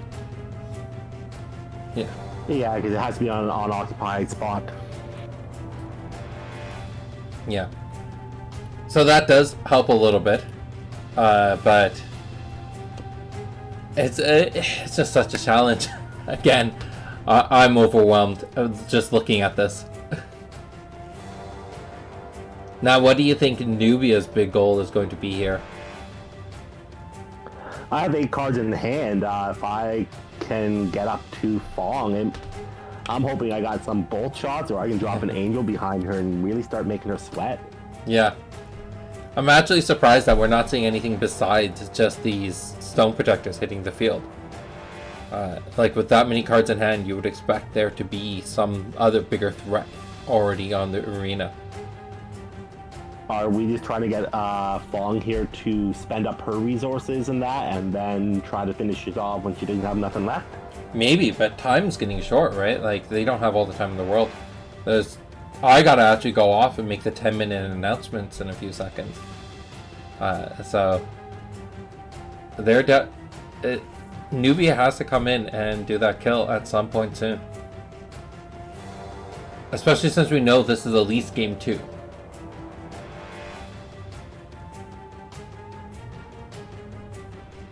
It'll be interesting to see what Nubia's endgame is going to be here. We've seen angels somewhere in that switch around, so potentially again flicker in, drop the angel, and take her out in a couple hits. Yep, that could do it.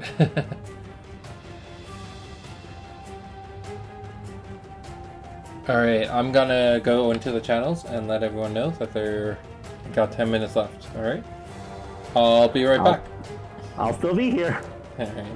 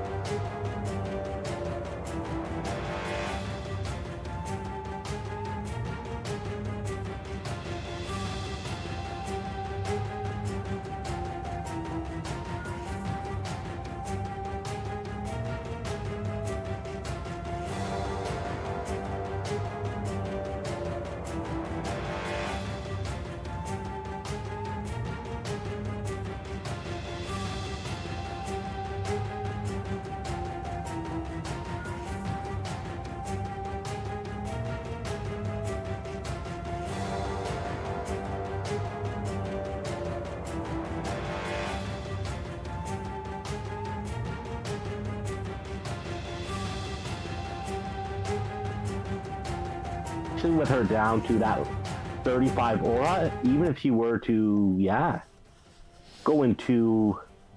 Yeah, I looks like I missed the Purifying Wave. Yeah, this game just turned around for Fong here. Yeah, I'm I'm really excited. I'm actually really surprised that Nubia couldn't come in and do the Conquer Strict. Nubia moved off the Stone Protector, like in the last round. Yeah, you don't want to see that happen. Even now, even if Nubia has another Angel ready to go, she primes that up. Fong can still play the next Purifying Wave, and then Fong still has advantage on the aura. Yeah. Or like with the health being the way it is, there's a good chance Fong could probably just ignore the Angel. Potentially, if Fong has just a few good shots in there, she could go straight up Nubia and say let's do this toe to toe. Yeah. And that's what you would love to see, right? Yeah, there's that Angel. Again, if there's one more Purifying Wave sitting in Fong's hand, Nubia is going to have to just rely on energy, and she can't do that for very long. Mm-hmm. Yeah. This game just totally did a 180 in just advantage. Yeah. This commentating is going to be so weird because we're going to be talking everything in lag because we're watching everything later and then it's going to show up like 30 seconds afterwards of whatever we talk about. It's all good. Yeah. It would have been nicer if I guess maybe like I could have shared screen with you and then you could have seen it, but you're watching off of your phone right now? I do have my computer running on Twitch right now. I am running Discord on my phone because my phone didn't get the reset the laptop did. So yeah, I'm running a janky setup at the moment. All right, well, we'll make sure that for the next tournament we got this better set up, especially for the commentating, so that you can see things live. Because then we can actually commentate on everything a lot better. Because, like, I'm seeing the brand new stuff happening, and, yeah, this match is going to be very interesting to see how it wraps up. There's a fire hill just to secure the deal. Yeah. Well, I'm curious of what all the hand motions are about here. Nubia doesn't have a whole lot, has 10 aura remaining, 15 health. All she has going for her is that Angel. So she can strike in for 7, like 6 with the Angel, 1 for Nubia herself. So 7, 14, 21. That's still 4 rounds. All it'll take is Fong to... If Fong goes in last...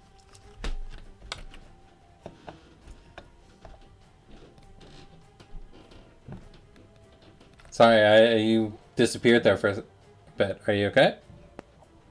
Still good. I was just going to say, Fong still has the ability to drop a Baruch in here. If that Baruch goes after that Angel, Nubia's clock's going to be much shorter. Yeah. Yeah. Well, I think Fong's on the lead, so there's no way for the Baruch to go after the Angel. Unless Fong's... no. But if Fong can get the Angel to be distracted for a short period of time, then that can definitely help. There's that wind slash. I guess it's a little bit delayed on your end. I should really stop watching the live game.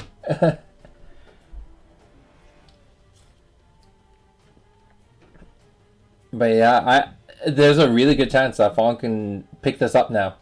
And that's going to be, again, just very surprising for me. Especially how that early game went.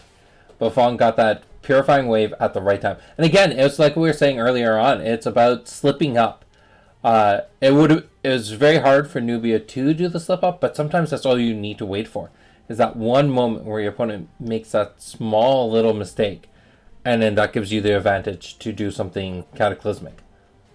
I'm still curious as to why Nubia maybe moved off. Was she waiting for a position for something and just was hoping to execute a strategy and just kind of made it at the wrong time? Yeah, I don't know. I I would not have left the stone protectors. Like, you're in just such a good defensive position. It could have also been that Nubia just got a little cocky there, because of the fact that she was in such a good defensive position. That it's like, you know what, I have the health, I have the stone protectors, I can go back on, I can do this, that, or the other thing. And that's where a lot of mistakes happen. I know I've lost so many games from being cocky. You just think you have a good position, you're like, yeah, I'm not going to do something, and then you really should have, and just everything falls from there. Yeah. Yeah. And if Fong can take advantage of moments like that, sometimes that's what you need to do. Like, you watch a lot of TV shows, and it's just like, the main hero is significantly underpowered, but because of the fact that they just waited for that right moment, they're able to take advantage. Now, that fire cup coming down, I would have dropped that fire cup onto the fire hill to give Nubia the weakness so that Fong could have hit for 3. It's a little bit, but it does give some advantage. I'm wondering if we're just running that fire cup there just to distract the caboose there, just to keep that clock going and make sure we can execute. It's possible, but again, if you put it on the fire hill, it would have been the same distraction because the Angel's not going after the fire cup. It's not worth her time, and the caboose would have had to run to the side, meaning that the caboose and Fong would have been at more of a distance from each other. Yeah, the debate about putting the Angel on the fire hill to get that extra 1 damage, but then that puts Nubia exposed to any fire weaknesses.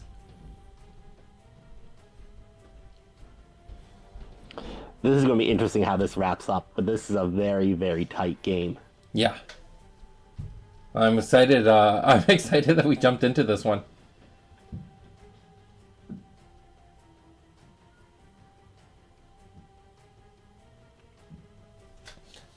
Now, what would you be doing as Nubia right now? What are the things you're looking for?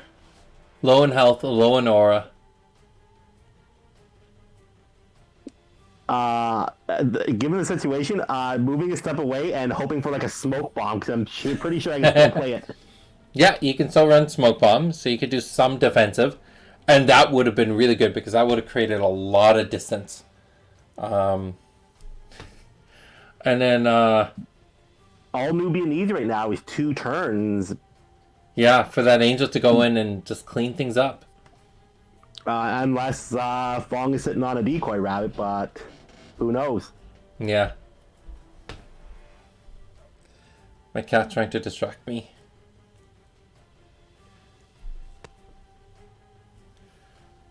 Oh.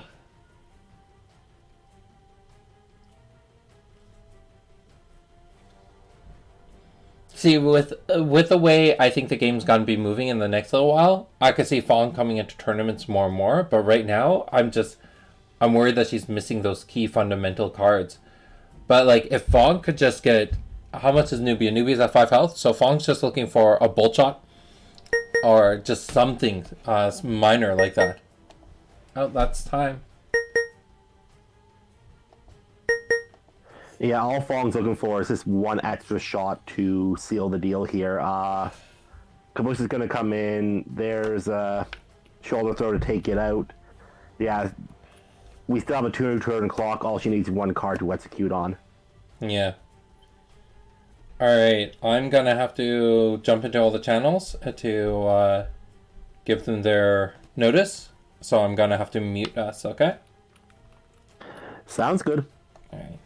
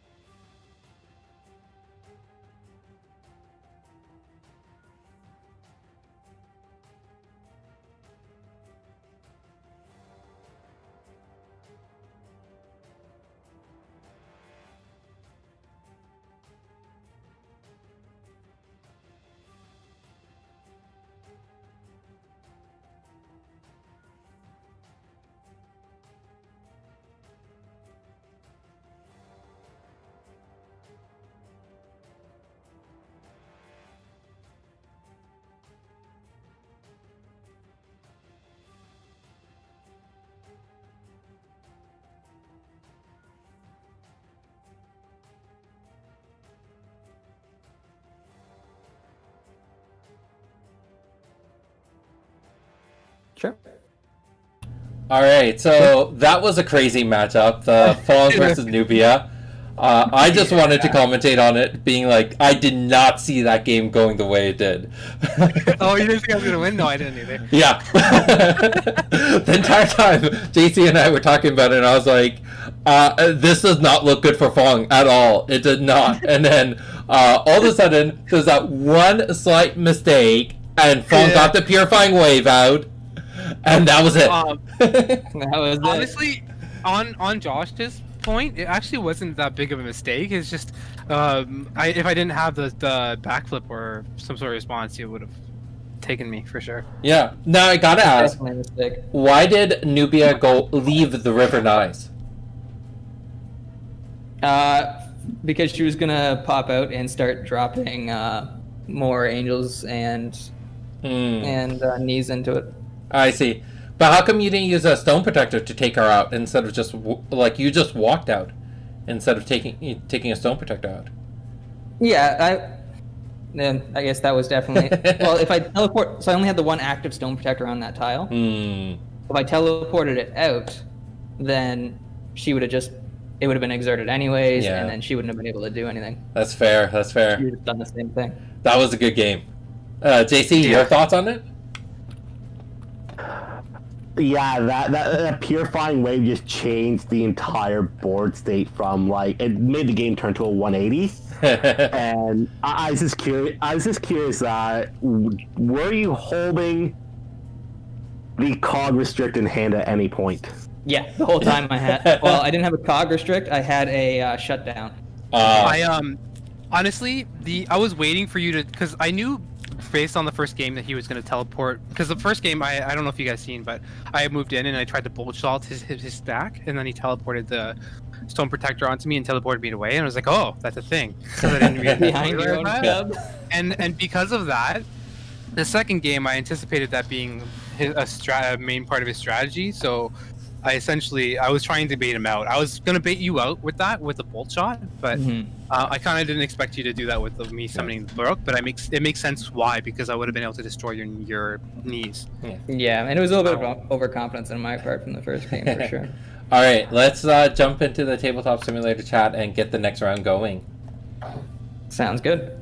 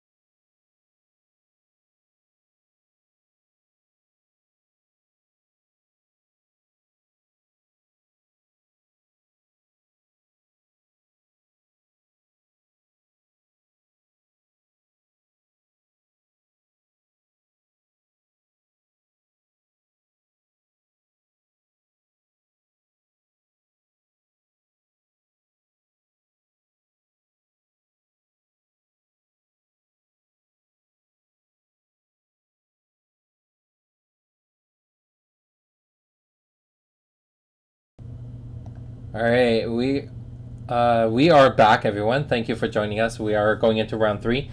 The players are just getting everything set up. So before we jump into that, I want to give once again a huge shout out to our Patreon supporters. Thank you for your support throughout this year. This has been one crazy year. JC, how has this year been going for you? Do we want to talk about, like, the beginning of the year where everything was great and being stranded and then working from home and everything else? Oh my gosh. Oh, yeah. I forgot about you being stranded. That was a whole thing. That was a thing. Oh my goodness, that was intense. It looks like their game's started, but yeah, I'm happy to see how we got the what do you call it? The vaccine coming out soon. We got kind of the light at the end of the tunnel soon enough, but despite we released a set in the middle of a bloody pandemic. Like, we got to be doing something right. Not only that, this year we've brought in more stores than any other year.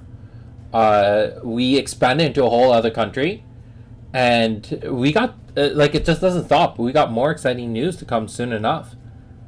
I don't want to jump the gun too much, but there is a new store that we're signing up, so there's gonna be an announcement hopefully sometime next week with that information. Ooh. Oh, Pillow Fort starting already. Yep. Did you see that start? That was a crazy start. Yeah. Erica just... Sorry, you chopped out there in the end. Erica did what? Erica just wants a purifying wave just to say no. Yep. Yeah.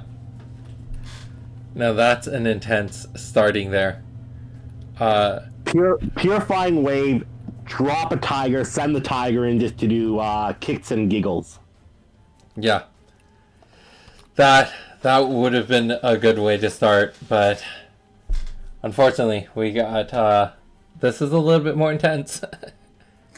That or well, no, Erica's on the lead, isn't she? Yes, she is. If she wasn't, the next best option would have been move over, jump, and hold for a bolt. Yeah, a bull shot could definitely help with that. But as it stands right now, this is, again, like we saw with Fong. Now, Fong, it was so tight, and I had my concerns, but Fong got the win in the end, and that's really what really matters there. And who knows, Erica could do just the same. Yeah, Erica can turn around, do the purifying wave. The good thing with Erica, though, is that she has that more aura where she can play another big summon within that, or if she doesn't have a summon friend in her thoughts, she can just bring in a tiger from her subconscious. Yeah. Now what happened here? Everything kind of just disappeared. Oh, I totally missed it, but Erica did end up playing that purifying wave. That was devastating. Nubia was just too I'm gonna use the term, too cocky on that first turn. It just goes to show you, blowing your resources on that first go can... Yeah, it's definitely an intense thing. And now Nubia is sitting at 1/3 of her starting aura and nothing to show for it. I don't even know how many cards she has left in her hand, but this definitely changes things up. I don't know why Nubia ended up being so aggressive there. I mean, you could have been just as fine with one River Knight and one Stone Protector and the Angel. I don't think you needed to play so much so early on. Could Nubia have... the only thing I could think of is Nubia's just trying to get a feel for the deck in this first game, just to see what potentially is going to be happening. Yeah. There's definitely well, I mean, also Nubia faced against Ajna in the last game and fell for the same issue, was the purifying wave. And this time didn't even have the time to do a cog restrict or a shutdown or anything like that, because we know from talking to Josh at the end of the previous round that he is running cogs, he is running shutdowns, he has some sort of answer to it. It's just the setup wasn't there, just wasn't there in time.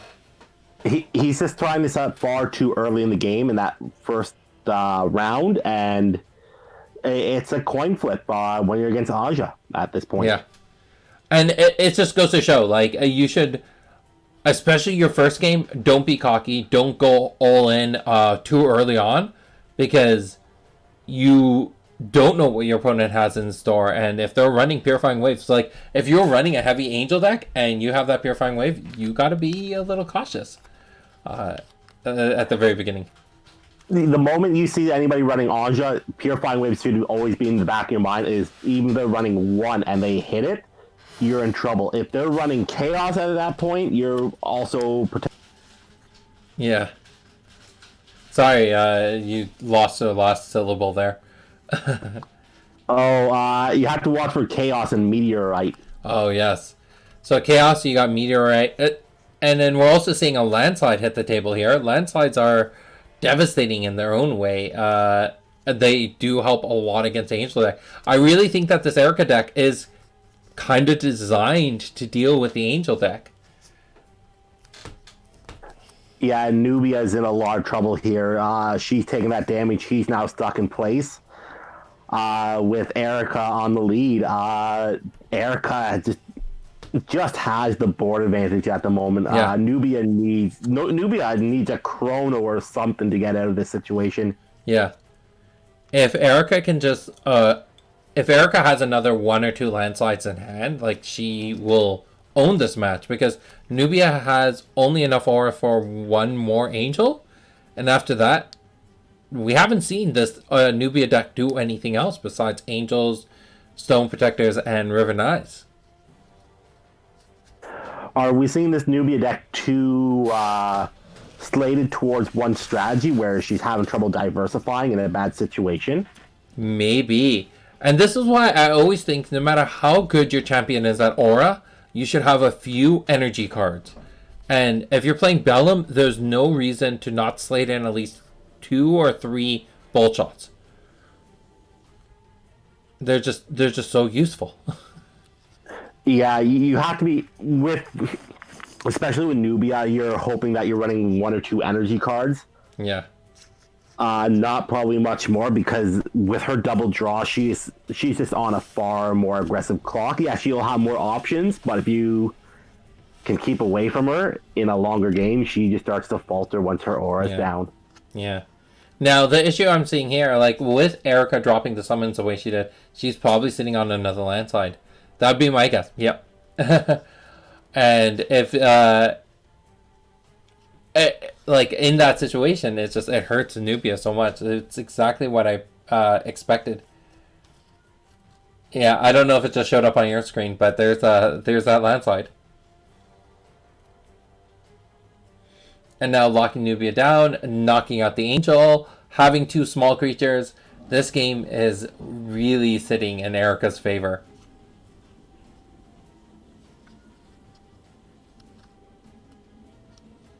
Man. It's a good deck. I like this Erica deck so far.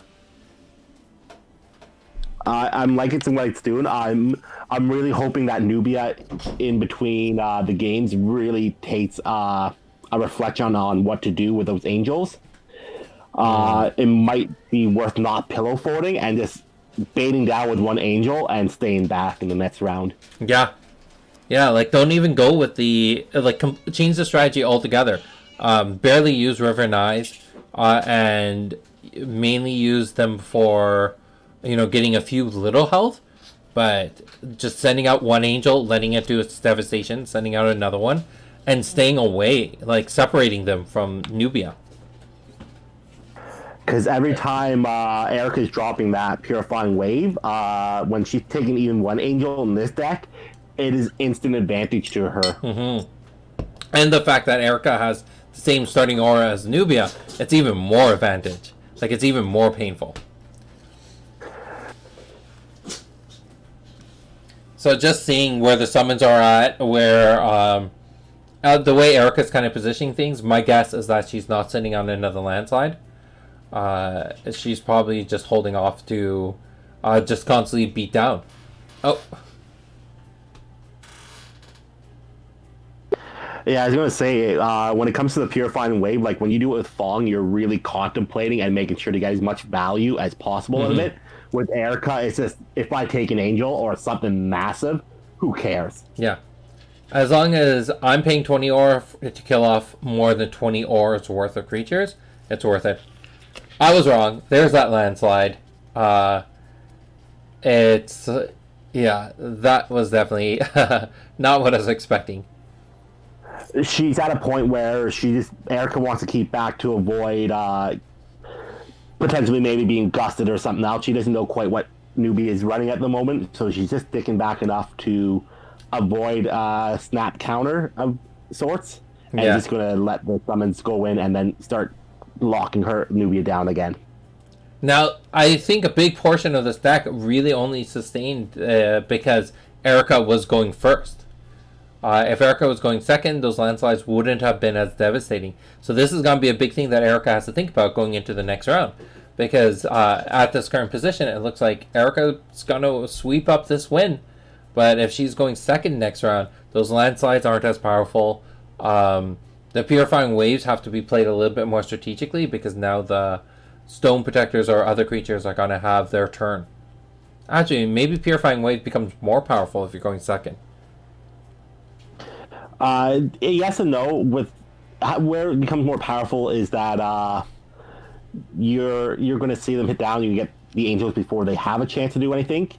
But on the meantime, though, as well, Nubia might end up pillow forting with those Stone Protectors, get in and have the Cog Restrict ready to go on the next one. Yeah. So it's going to be really interesting to see how they approach doing this swapping in with Forethoughts. And just now that the players are switching over their position. So that's game there. You always love seeing the win with a bolt shot. Yeah, the bolt shot come down just kind of seals the deal there. Yeah. It looks like Erica was just waiting to make sure the life was in check and that to finish it off. Nubia did so little that game. Like, Nubia started off being strong, being like, oh, I'm going to create this amazing army right here. And then it all just gets wiped away. And then it's like, okay, now I'm going to drop this angel. And Erica, very cleverly, didn't just knock out the angel. Did it over 2 rounds, locking Nubia down for both rounds. Because you could have just played both landslides right away, killing off the angel for sure. It was like, nope, I'm going to bide my time and get as many rounds as possible here. No, that was... So I'm going to Sideboard City here, basically. What... Nubia, just with the devastation that happened on the board, what are you getting into her deck to stop Erica from just annihilating her again? I'm trying to diversify. I would try to diversify the deck so that you're not running so many things that are sitting on the table. I would like to look at taking out some of those River Knives for sure. This deck, I wish I could put the deck list up, but I don't want to do that in the middle of the tournament. But this deck is running a lot of River Knives. And I think that's to the detriment here because we know landslides, bolt shots, and purifying waves. All those are AoE. All those are gonna hurt anything that sits on the table for a long period of time. So that's what I'm definitely looking at. What is... It looks like this back row closer to Nubia is from the timeline. And the row closer to Erica is from the Forethoughts. And swapping out 8 cards. And Erica, these ones are coming from... The ones that are closer to Erica are coming from her Forethoughts. And the ones that are, I guess, going to go in front will be coming from the timeline. Oh no, it's going at the back as the timeline cards. So I'm looking at Nubia. Sorry, you chopped out it there again. Oh, I was going to say, you're swapping out your River Knives. What are you throwing in? I'm looking at Wind Slash as a potential. to hit from a little further away, and with it only being a little bit of energy and not much aura, would probably be one of the best things. So, what would I look at? I would actually look at switching the River Knives into Tsunamis. It gives you a lot of aggression and allows Nubia to just switch from being that summoner over to being the mage. And with this many cards being swapped out, you can definitely just turn into a super aggressive deck. So we're going to drop a River Knight. River Knight's 5G or 4G? Ooh. Alright, I just saw the reveal. You're going to have to wait a few seconds. But the Erica reveal is pretty good. And then from... Interesting. 5/5... Oh, baby. Are those Revenge of the Phoenixes? Yep. Wow. So really anticipating on a aggressive Nubia here. Yeah. Looking a lot more at... Like, Revenge of the Phoenixes are just such amazing angel killers. And that's the big thing there. Like, even if you don't get to kill the angel with it, per se, you might be in a good enough position to just redirect the damage back to Nubia. And that hurts a lot. Now, the Nubia reveal... it took me a little while to do the math, but it does look right. Those 3 River Knives balance the angel, and the Aura Surges all balance out. The Shutdowns and the Combust balance out the Coggestrix. So Nubia is now looking at being defensive and wanting to counter those landslides, the Purifying Waves. And that's an interesting move. I did not think about doing it that way. But from what Josh was talking about in the last game, we know that he had those things. I guess in both matchups, he wishes those were main boarded. Because they just help against the Purifying Waves. But again, it's really interesting that he didn't pull any... He did pull out 3 River Knives. They're 4Gs. It's interesting that he didn't pull out any Stone Protectors and pulled out the Aura Surges instead. Stone Protector might still be a good option here. We get one on Nubia and we can kind of move ourselves away, or if we're getting in from a flank.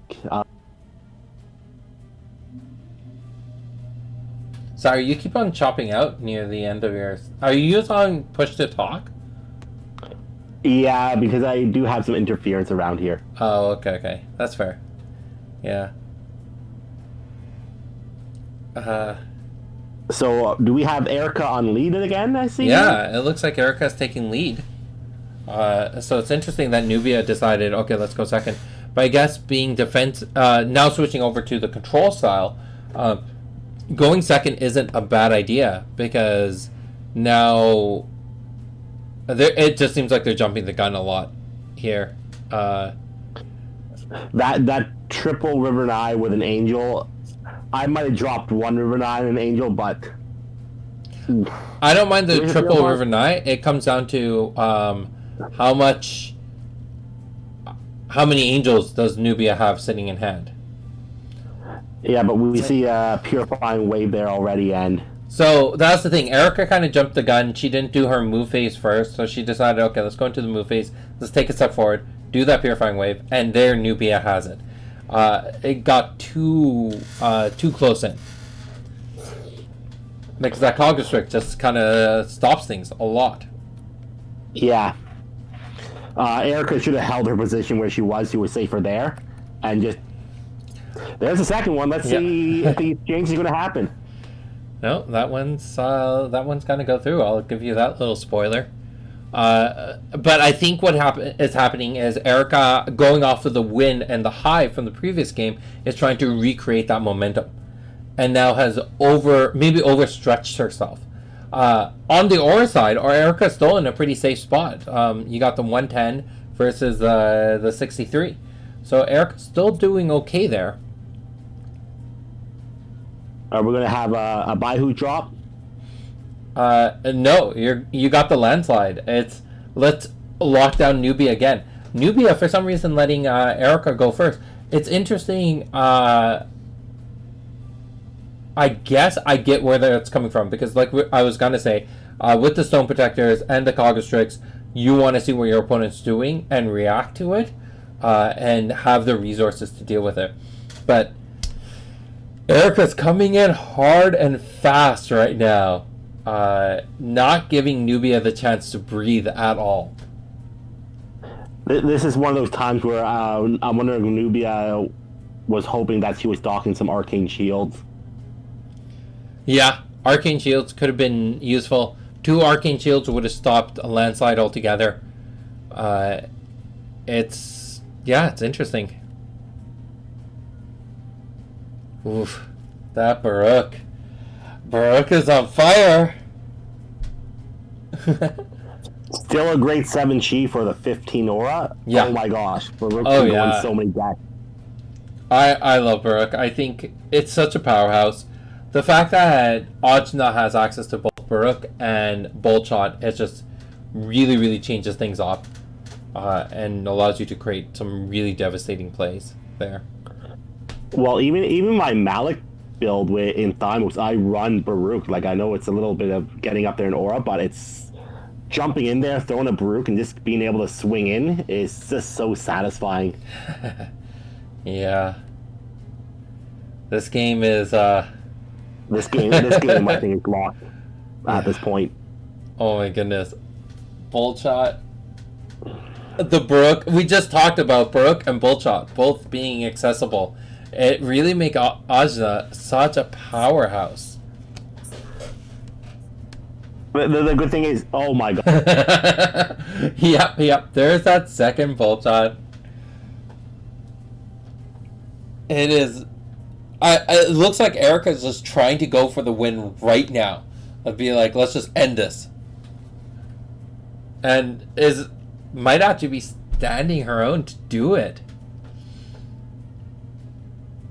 Now the question is, does Erica have enough resources or cards in hand to keep this barrage going? You want to see her end this turn with a Baihu, though. She needs that extra body. Yeah, the Baihu's going to come in here somewhere at one point. She needs a body. She's burning out resources. Yeah. She's just making sure that she doesn't give Nubia enough chance to get cards in hand, because that's where Nubia becomes even more dangerous. Yeah, it's very important here just to maintain that pressure. And this is interesting because now we've watched quite a few games of Nubia just falling. We had that Steven versus Alex in Nubia versus Idris early on, where Nubia just got hurt really, really bad there. And then we had Fong versus Nubia, who Fong walked away with that win. And now we're seeing Erica here. And this is so tight. There's not much that Nubia can do here. She got a Brook to the left of her, Baihu in front of her, and Erica's still sitting at 53 aura. If she draws a landslide, that's gonna be overkill.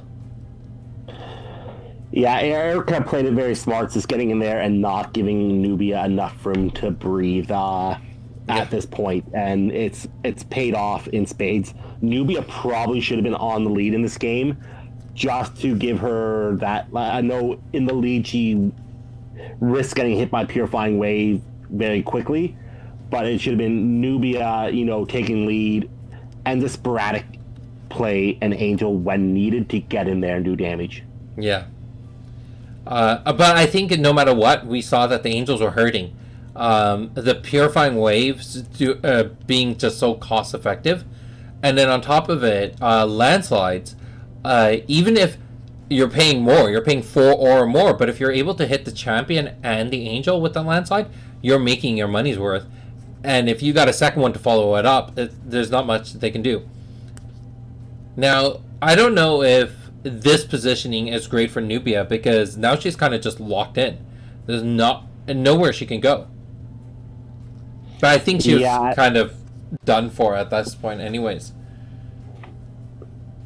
There's not much that would have probably saved her in this game. If I was a Nubia player now, going in this situation, what would I be hoping for? Something maybe along the lines of like a Sphinx of a Hiss, where I'm having the flight and aerial for better positioning, and then to be a constant nuisance. And then if I get it, Yeah. But even if you were able to be aggressive there, there's not a whole lot you can do. I think the only way to get out of this situation would have been not to play the Riven Eyes, not to play the Stone Protector, and have double Chrono Walkers in your hand. That way you could have ran, the Brook would come, you can Chrono Walker. That's your best bet, but for the most part, there's not a whole lot that can happen here. yeah, Erica just probably had the better hand to start the game with. Yeah, this was a very good play from Erica. This is the first time seeing Erica in a tournament. Like, out of all the games we've watched so far, we've only seen champions from Welcome to Zilara. This is the first time seeing a Rage champion. And yeah, Erica's did really well there. Congrats to Erica. I like that game. I like that game quite a bit.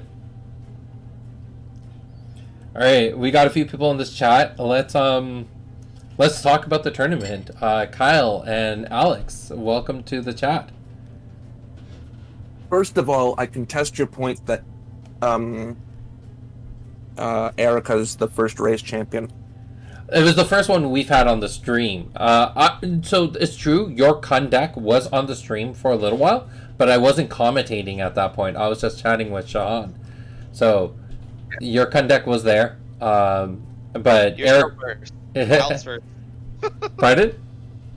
Kyle's first. Yes, yeah. If you go back and watch the stream, Kyle, your Kun deck will be the first raise. But Erica, this was the first one that we got to commentate and kind of like dig into, because I didn't get to watch a lot of your game. I had it on the stream, but I was focusing on the conversation. Yeah, fair enough. I'm just kidding around. I was focusing on that game on Tylenol, Advil, or anything else. All of the above. Yeah. So how have you found the tournament so far? It was a lot of fun. I really enjoyed it. Yeah. Hey, Hi. welcome. Darren, I noticed you were in our game the whole time. That was a crazy game. You know why? It's because my deck was made for the Nubia Angels game matchup. It's true. I suggested to Darren to take out. I didn't watch the game, but I'm assuming a Purifying Wave came down. I suggested Darren to take them out, and he demanded, "No, I'm keeping these in." So he started his game every turn. He decided to go second both rounds, even though he got choice, which was your first mistake, by the way. No, Especially after seeing that I was a paralyzed deck. But then he wanted to put 3 River Knee, a Stone Protector, and an Angel on one spot after I haven't done anything, and I'm like, okay. Yeah. Clear everything. Fair enough. That was intense. Why'd you do that, Mar? The second wave. The second wave I didn't see coming. Yeah. It's like, alright, I cogged the first one, let's get on with the game. Oh, you cogged the first one? And then she dropped the second one on me. This is round 2. It was round 2, after he sideboarded in his cogs, and I'm like, okay. Well, good thing I drew 2 Purifying Waves on the first round match, or first hand. Yeah.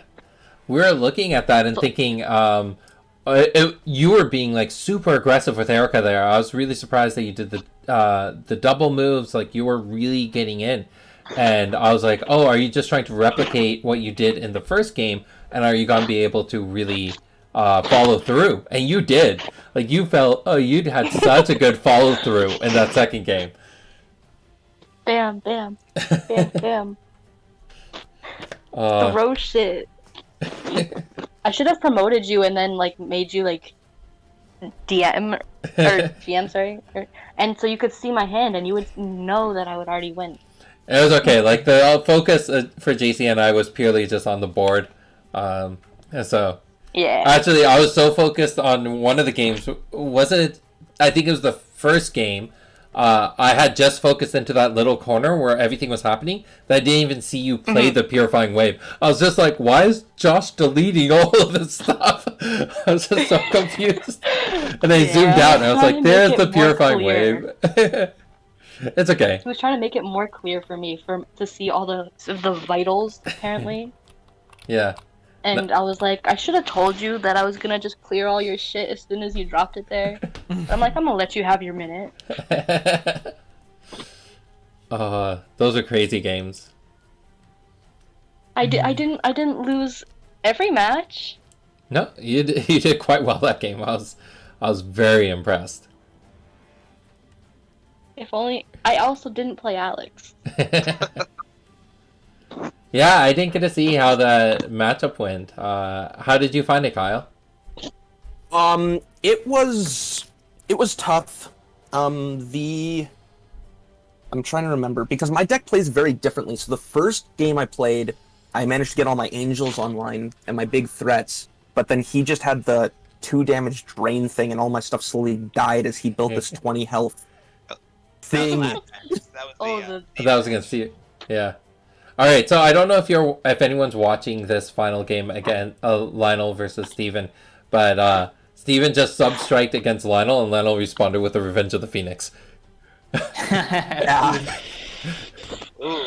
Yeah. Make sure was the cast form being called or the It action was, speed? well, that was the thing. Lionel was at exactly 6 health, so he decided to go in for the... Oh, that's a good point. Was that the cast? Or was that the... Bum bum bum. Yeah. I'm just gonna go to the bathroom. We'll be back.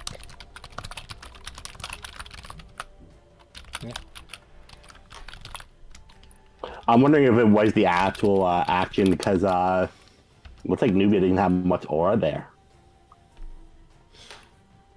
Yeah, down to next to nothing. Yeah, that's true. It's just 1 health. It had to have been the exert. Okay, yeah. He's saying no. Yeah. It was the attack. Yeah. Oh, that's a pretty good move right there. So definitely some spicy games we've had Yeah. over the day. That was definitely a lot of fun seeing and just seeing the forethoughts. I thought what was that one swap Darren did in the between matches, and I was like, what did Darren pull? Put in the Revenge of the Phoenixes and pulled out Bolts. bolts. Yeah. Yeah. And I was like, that's just so clever. I really like that move because it really dwarfs it hurts the angels a lot. Yeah, it was a good sideboard option for sure. Yeah. Oh, are we already going to another game? Yeah. Looks like. I'm gonna jump into their channel and just let them know they got 15 minutes left.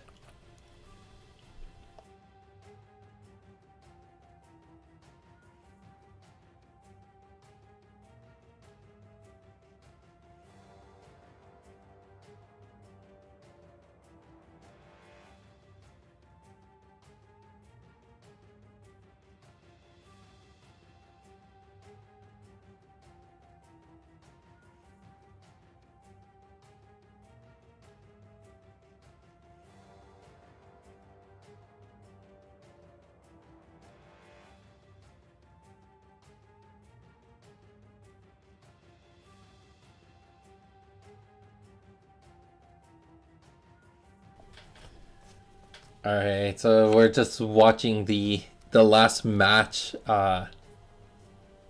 Falling versus Nubia. I should probably put in the scoring for everyone else.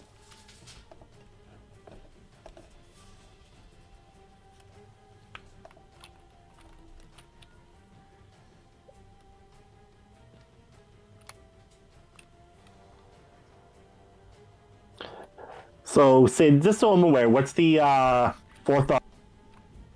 Sorry, you cut out there. What's the forethoughts? What's the forethought rules we're running right now? So it's the one that is in the 3.0 rulebook with the lock and show method. So your forethoughts have to be 15 cards, 75 points or less. When you go to do the swap, you put the ones from your deck in one pile and the ones from your forethoughts in a separate pile. Once both players have locked them in, then you reveal them to each other, and then it gives your opponent an opportunity to double check that everything looks good, and then you will make the swap. Seems to be working well so far in this version of the game. Yeah. I do recommend, if you get the chance, to go back earlier and see, hear the conversation that Shahan and I had about that. And that was definitely interesting. Yeah, it works really well unless you're because you need a balance like that in this style of game because the deck building is so intricate with the chi. Unless of course you're dumb and don't realize that that's the rule and you shuffle all your stuff in and then you're just like, oh, I think this is what I sideboarded. Yeah. I have these random moments where my desktop just appears because Windows is like, no, we're gonna show everyone your desktop. So, Nice. yeah, last match. This should be fairly interesting. The sideboard was pretty cool. Like, Fong put in some selective amnesias to deal against Nubia, and Nubia switched over to a bolt shot deck, taking out the Guardian balances for just bolt shots.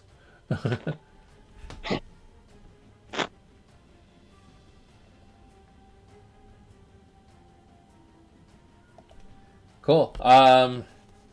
As they're kind of wrapping up, I'd love to hear what are some of the things you would like to see improve for the next tournament? COVID slowing down so we can do it in person. Yeah, that one. Oh, I really look forward to it. Like, I know Kyle and Darren, you weren't there for the championship, but that was a very fun experience. I look forward to doing that this year. Well, 2021. The championship's going to be really cool. I'm looking forward to joining you in like lockdown mode. Oh yeah, so many places are moving over to lockdown now, aren't they? Pretty much everywhere in southern Ontario is like, well, we just sort of locked down like the province for like the holidays, and Yeah. I can go up to, I guess, Huntsville or somewhere in the middle of nowhere and still do my shopping if I really want to.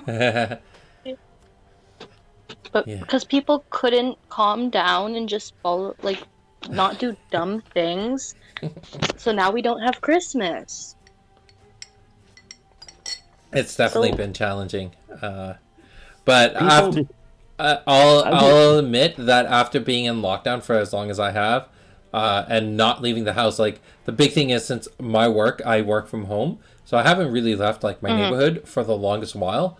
It gets very tiring, and my health has definitely taken a pretty significant decline. So it's not that I can justify the actions of others. I'm just saying I can feel that pain You point. understand? Yeah. Yeah. And there have been definitely days where I'm just like, I just want to get up and like go somewhere and do something and see my friends again. But I have to resist that urge.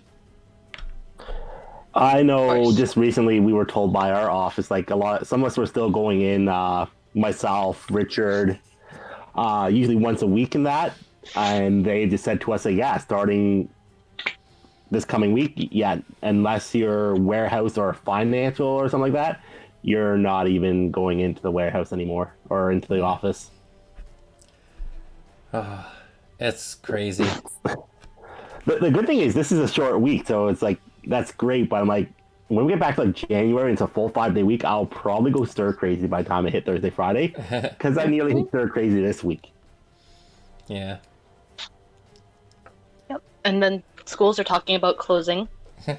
So we're gonna I'm gonna be like not graduating because online is not doing it. Well, what I forget what I was saying to you. Is like a number of weeks ago, I was driving by one of the schools in my neighborhood, and they're talking about social distancing and all that. And I said to one of my colleagues, I'm like, if these kids were like 10 years older and how close they are, they could be consenting adults. Like, no social distancing whatsoever, not the precautions that are there. It's like, it's great that your schools are open, you can go there, but it's like, younger kids now. It's like, I'm sorry, Yeah. I'm sure some of them are actually, passing it around. Of course, because Sorry, Alex, would you be up for doing an interview? Of course. Let's jump into table 1 voice chat. All right. Hey, just because even though I love the conversation, I figured since we are live streaming, let's talk about some Genesis stuff. And I'd love to. I know you've been someone who's a huge advocate for the current system for Four Thoughts, and we started the tournament by having that conversation, Shahan and I, and I'd love to kind of cap it. How much time do we have left? I think just a few minutes here.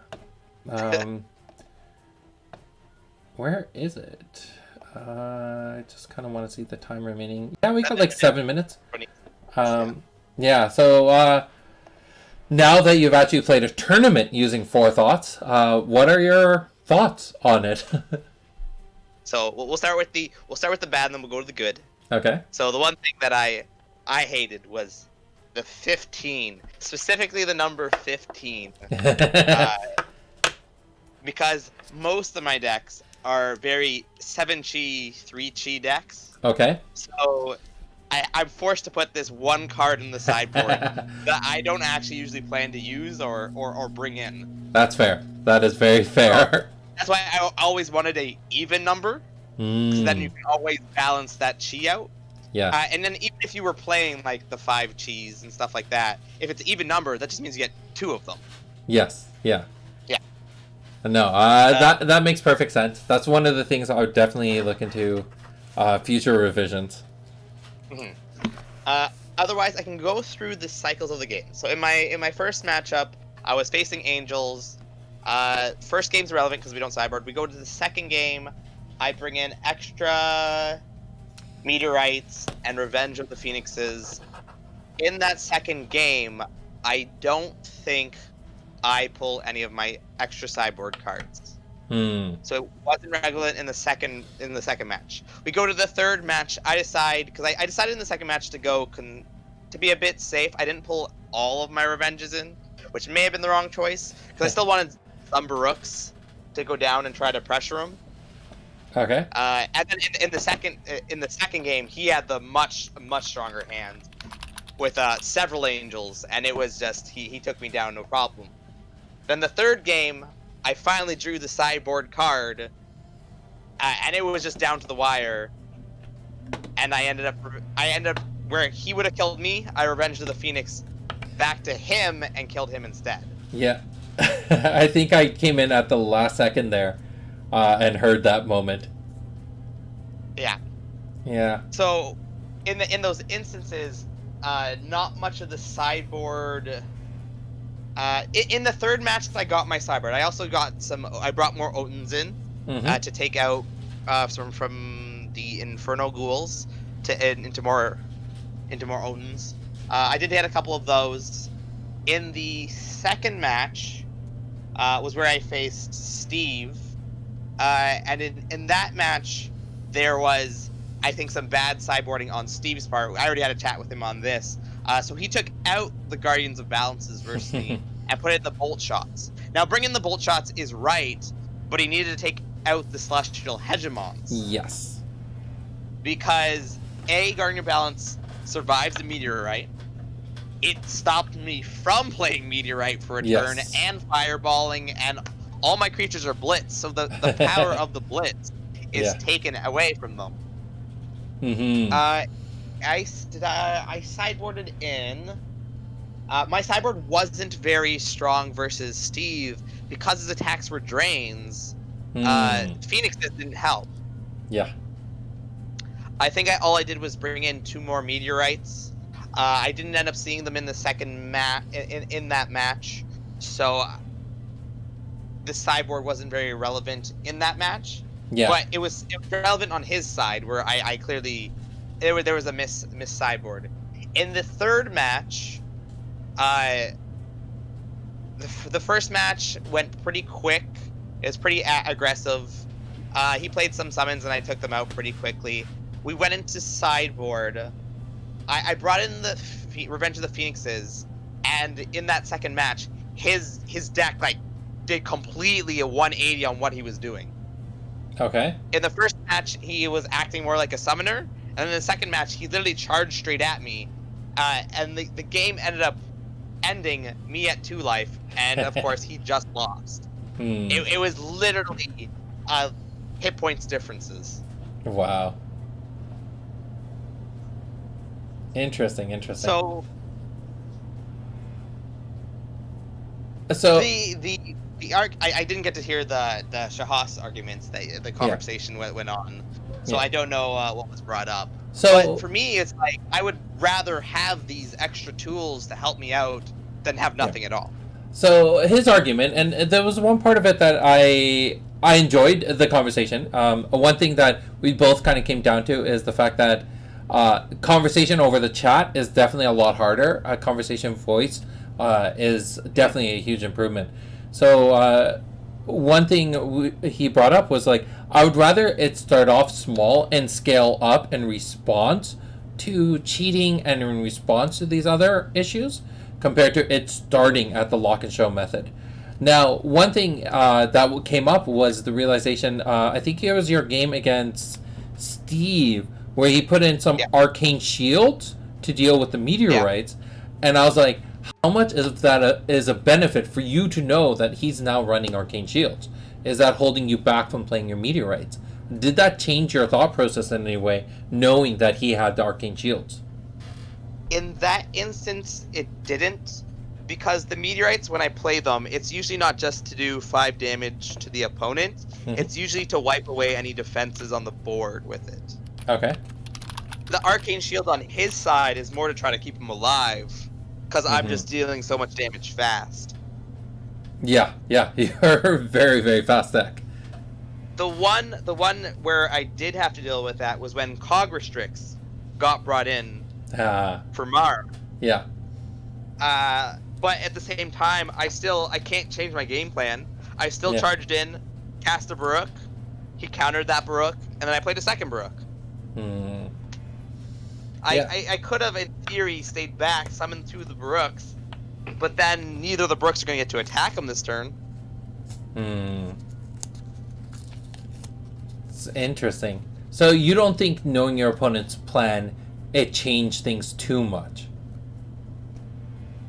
It does, and it doesn't. Okay, what was there? I think it was against Steve. What did he side? He side bolted the bolt shot. So in that matchup, where I normally just step forward and summon in front, I stepped to the right and I had a jump, so I summoned everything to the right of him, so they were all safe from bolt shots. So it is something you start playing around, but it's also like such a limited amount of cards put in the deck that you start changing your play style, and they might not even have it. Interesting. Alright, so it's time on the players. I think we'll just end this here for now. I'm going to go jump into the players chat and coach them through the last rounds, and then we'll go from there, okay? We'll chat another time. Fair enough. I was going to say, well, on Tuesday, we're going to be going over the tournament. That's true. So anyone who's watching, join us on Tuesday. Alright, thanks for the chat. You're welcome. All right. No, you can't. You're on time. Do this to me. I bolt shot. Okay. And I died to the bolt shot. Did you Because actually? I only have 2 cards. So I die on my own terms, damn it. All right. Well, then that's a moot point. That's a good point. It's called honor. Well, no. But, all right then. Good game. Good game. So Lionel wins that then? 2-0. Yeah. No. Goodness. I think if I made a few different choices, I probably would have had a better shot. The bolt shots were a good idea, though. Oh no, yeah, that was an amazing choice. That was definitely a good switch. I like the hegemons. They're just a little slow. That's the problem with them. They're super slow. I know. Yeah. All right, perfect. But I like. Cool. Yeah. When you get the time and game. you wrap up, join me into the the tabletop chat. Okay. Okay. We'll be there. All right, everyone. I'm just gonna go and pause for a few seconds here as we just wrap things up.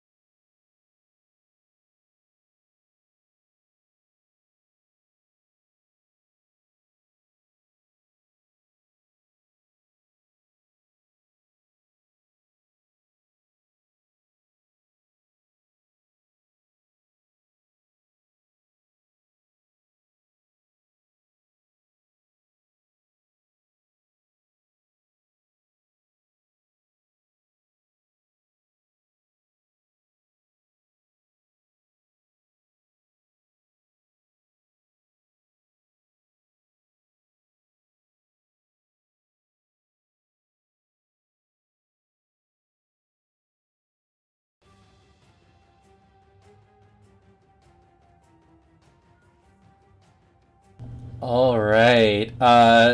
So first off, I want to thank everyone for participating. I want to thank everyone who's watching. Thank you so much for joining us. And if you missed any bit of this tournament, the recordings will stay up on YouTube and Twitch and Facebook, so you can go back and watch those at a previous time. And everyone who played, go back and listen to the commentary that JC and I did. I had a lot of fun with it. Thank you, JC, so much for coming out and doing that with me. I had a blast, so thank you. And next time we will plan it a little bit better so that the commentating can happen live with the gameplay and not in reaction to what we're seeing on the stream.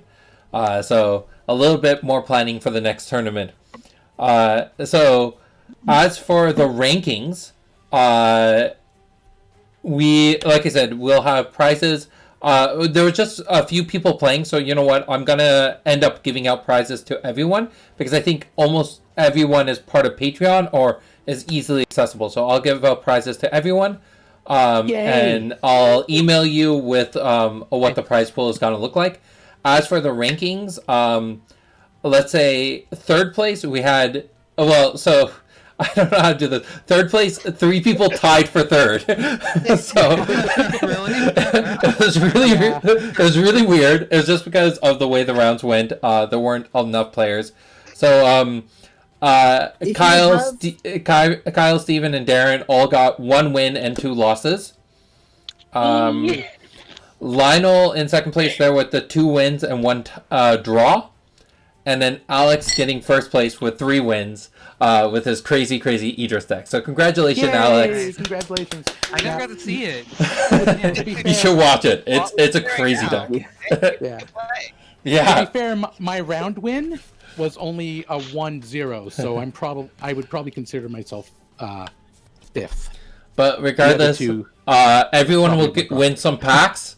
The people who tied for third, you'll get a random promo. I think second is getting some extra packs and promos, and first place you're going to get the foil champion of your choice along with packs and promos. So I'll email you with all that information. The next thing I want to announce is I do want to continue doing tournaments. So I'd like to set one up for January. I don't know the exact date yet, so keep your ears open, and I'll announce that, and you can register. And we're probably going to up the prize pool, but we will look into potentially having an entry fee as well, so that we can give out some larger prizes. And there might be some changes to the way we structure the tournament. So keep your ears open for all those changes. But besides that, thank you so much to everyone for participating and for joining us. Thank you for organizing. Yes, thank you. Yeah, for the first time, I thought you did a decent job on it. This is what happens when you're best friends with someone for 20 years. Even his compliments are insults. Best online Genesis tournament yet. Thank you. All right, I'll catch up with everyone in a little bit. I'm just gonna go do the outro. So I'll be back in a few seconds. Okay. Bye. All right, and that is it for our tournament. Thank you everyone who's watching, and thank you to everyone who participated. This was a lot of fun. I want to do one more shout out to all the Patreon supporters, so I want to throw that up on screen. So thank you to all our Patreon supporters for getting us so far in the company, in making this a reality. So thank you so much for all that. And I'm going to be looking out or rolling out cooler and better promos each month. So expect really amazing things as we move into 2021. And I think that's everything for now. Thank you to all our partner stores. And thank you again so much for joining us today. Bye.